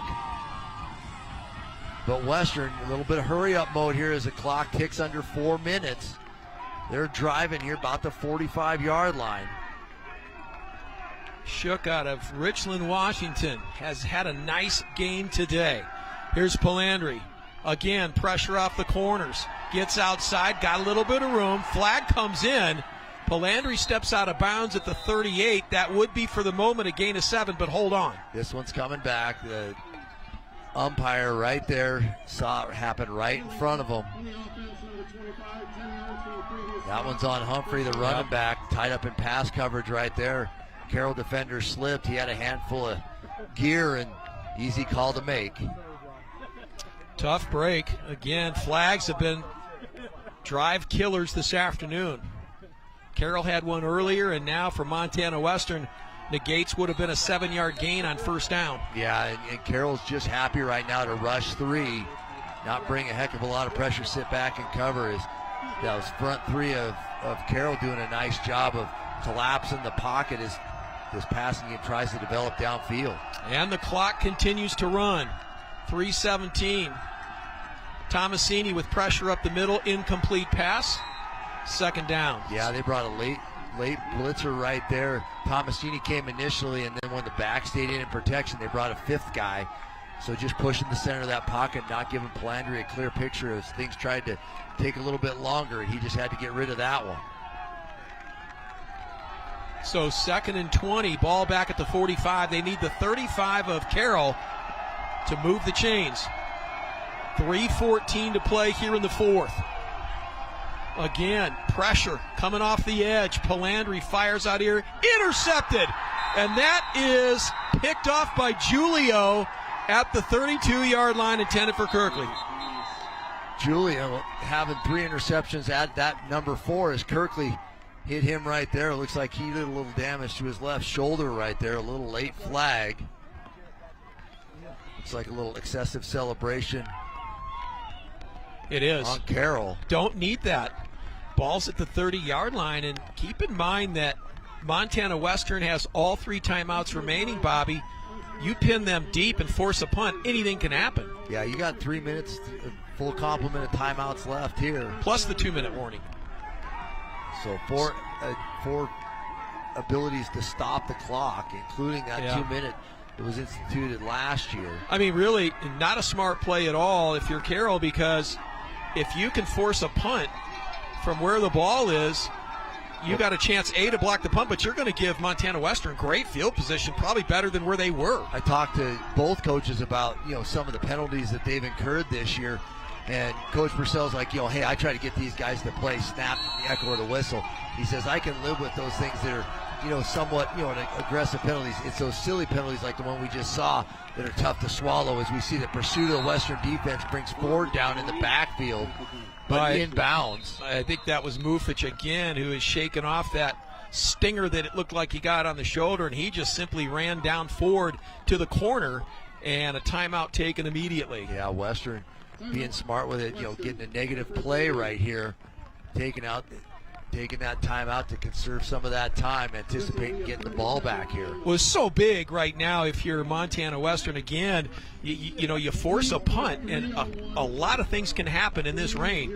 You can have a bad snap, you can have a bad kick, you're going to get great field position regardless. And so Montana Western has put themselves in a good position here, and a big part of that was that celebration penalty that moved the ball clear back to the 15-yard line. Well, and that's one of those things when you're backed up like this in a game like this, right?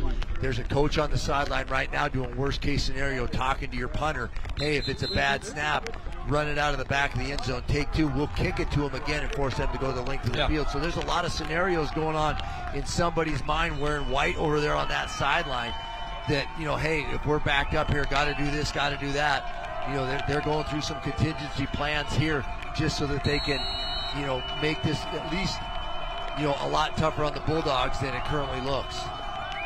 All right, so Hewitt now throws back across the middle to Ochoa. Ochoa makes the catch and is dropped just short of the 20, so they'll give him 6 on the play. Just rolling out of there, and Ochoa just curled up right over the ball. Hewitt knows where the big tight end target is at all times. As you see it coming right at you right here. Good pressure right there from the Western defense. And a great open field tackle there again by your Frontier Conference Player of the Week, Connor Dunlea. Well, here it is for Montana Western. They've got to have a stop here. 3rd and 8. Hewitt going to loft one up here for a Colchin, who makes the catch at the 48-yard line. Great adjustment by the young man on the deep ball. He had everybody's back turned. The Western defenders are in pursuit, not in great position to make a play on that one. Wow. Had to anticipate something like that happening. And then Hewitt just heaves it up, and Akulchin makes a great adjustment at the end of this one. As you see everybody sprinting to it, Akulchin, way too much room for that guy. Catches the ball behind Mounts, rolls out of bounds with a new set of downs in Bulldog territory. Montana Western forced to use another timeout, so they have 1 remaining, plus the 2-minute warning. Ball's at the 49. So I see the theory, right? So you're going to stop the clock at 2:06. You can stop it again, and then again at the 2-minute warning. So last chance gaffes for the Bulldogs, but how about that play, Bobby, from Hewitt to Akulchin on 3rd and 8. Well, Carroll's done a nice job with the deep ball today. They hit one for a touchdown earlier. They missed, Lincoln Holmes had the drop right there as we see the officials today. Aaron Klotch, kind of a billing screw right there. Know a couple of those cats. Those guys are working hard this weekend and today in the elements. We talk about the players in the elements. The officials have to deal with the same thing, only I think a couple of them have those little fanny packs with the hand warmers in them. So, they get some weather gear, but nonetheless they're having to deal with it as well as Carroll takes over the ball here in Western Territory. New set it down. Yeah, first down from the 49. Hewitt, straight ahead gain to the 45. And there's the 2-minute warning. So we've come to the 2-minute mark of the fourth quarter. Carroll College with the lead with the football in Montana Western Territory. Back for the final 2 minutes. You're watching college football on SWX.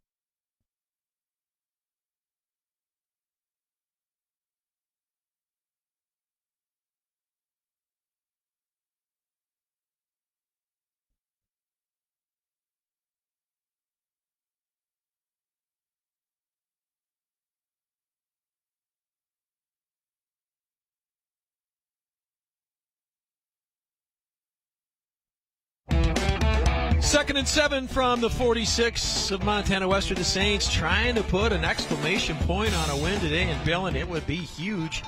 15th in the country coming into this game. Montana Western ranked in the top 10 at number 8. And on the verge of pulling a road win.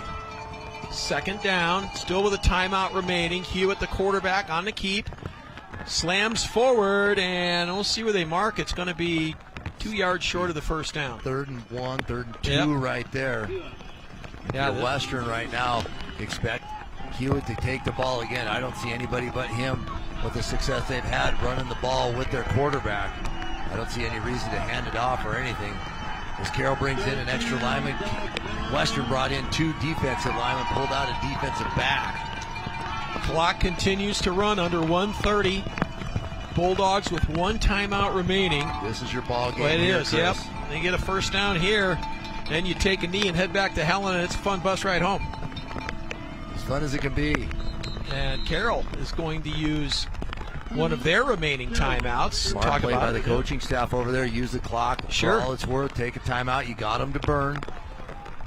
You go to Minert in this situation, Nope. or you stay with Hewitt? You stay Yeah, with Hewitt. that's Either right. +1 running game up inside. Roll your chips behind that big offensive line. I might even go twice. I might say that this is 4-down territory because they haven't stopped you twice. Well, so much can happen when you're trying to punt the football in these kind of conditions. I think you're right. I think if they don't convert here on 3rd down, we might see them go ahead and go for it on 4th. Yeah, and one of the things that you're always counting on defensively is that that clock rundown. But if you're Carroll, you might be one of those situations where you call 2 quick plays, get up there on 4th down with no intent to snap the ball, try to draw them off sides, take it all the way down, take the 5-second or the 5-yard penalty and punt it. So here we go, 3rd and 2. You're right. Hewitt gets the call, and he's going to be stopped in the backfield, not even close to the first down. So you see Western take their timeout right there. Yep. And you can play the game You can leave this one up and do a couple of different things here coming out of the timeout, but this is a great place to where you've got some weather options here, Chris, and there's a multitude of ways to watch games like this. A lot of the folks here have left. We watched our broadcast being shown in the parking lot on the Engine 18 screen out here. You guys at home, make sure that you dial up on your phones or iPads or even your home computers the SWX app. Download it on the App Store, on Google Play. SWX, a great way to bring our sports into your home, especially when you're in a monsoon like this. Guys rowing their way home today after this one, Chris. Yeah, and so here we go. This is your ball game, 4th and 2. And offense is on the field right here. Yep, the offense comes out on the field from the 41. Montana Western needs one more stop to stay alive. Hewitt up under center. Play action. Looks for Ochoa. Now tucks it down and leaps for the first down marker. Depend on the spot here. I think he's got it. He needs the 39, and they are right there. Right on the Carroll sideline. He went airborne right there. No clear definitive spot right here. Lots of white jerseys over there pointing one way. Oh, they're going to bring the chains in. Is Aaron Claunch, our white hat today. It's going to depend on the spot, and it is close. He needs the 39.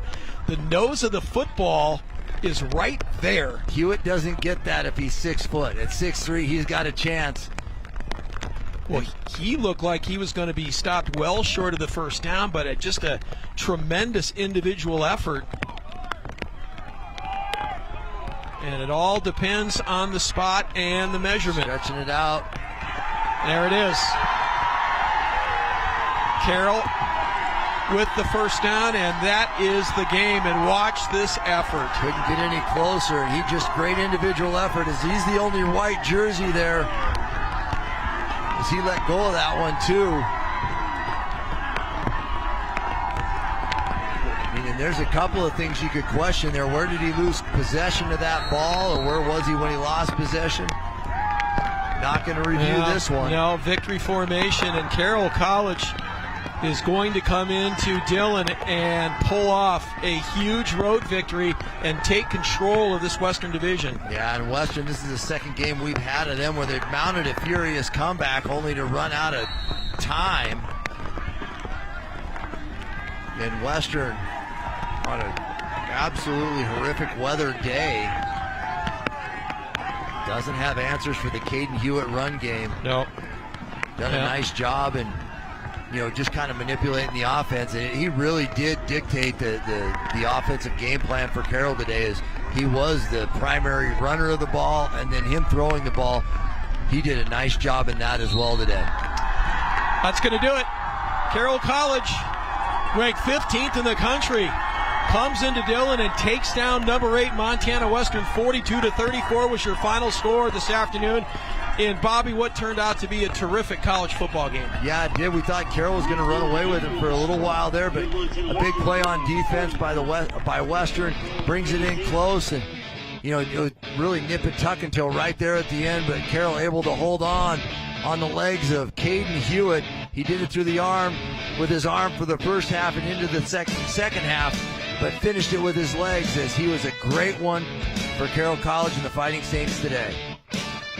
Carroll improves to 5-1, but more important, 2-0 in the Western Division standings. Montana Western falls to 4-2, 1-1 in the West. These two teams will certainly play a role down the stretch, and as we look forward towards the back half of the season, the playoff picture starts to shake itself out a little bit. But man, if you look at the schedule for the Fighting Saints, Bobby, right now it sets up pretty good. As you look at the final numbers, Carroll, 433 yards of total offense. Yeah, a lot of that through the air today. And Caden Hewitt, I'd like to see what his rushing numbers ended up being. But those net yards rushing for the Bulldogs, their quarterback had to do a lot of that on his shoulders as well. But another great football game here in the Frontier, brought to you on SWX. This one, the Bulldogs come up short here at home. Carroll, who gets to host College of Idaho here in a couple of weeks in Helena, looks to be in the driver's seat in the West. Absolutely, and a huge shout out to our SWX crew. You guys are amazing. I know you're wet. I know you're tired. Thanks for braving the elements, boys. Absolutely. Great job, as always, today. Directed today by Tom Dunn. There's that camera crew out there in the elements today bringing you the pictures. Tyson Byers, red hatting this afternoon. Thanks for your help as well, along with Dave Norman and Bill Heisselman. That'll do it from Dylan. For Bobby Beers, I'm Chris Byers saying until next week, so long, everyone.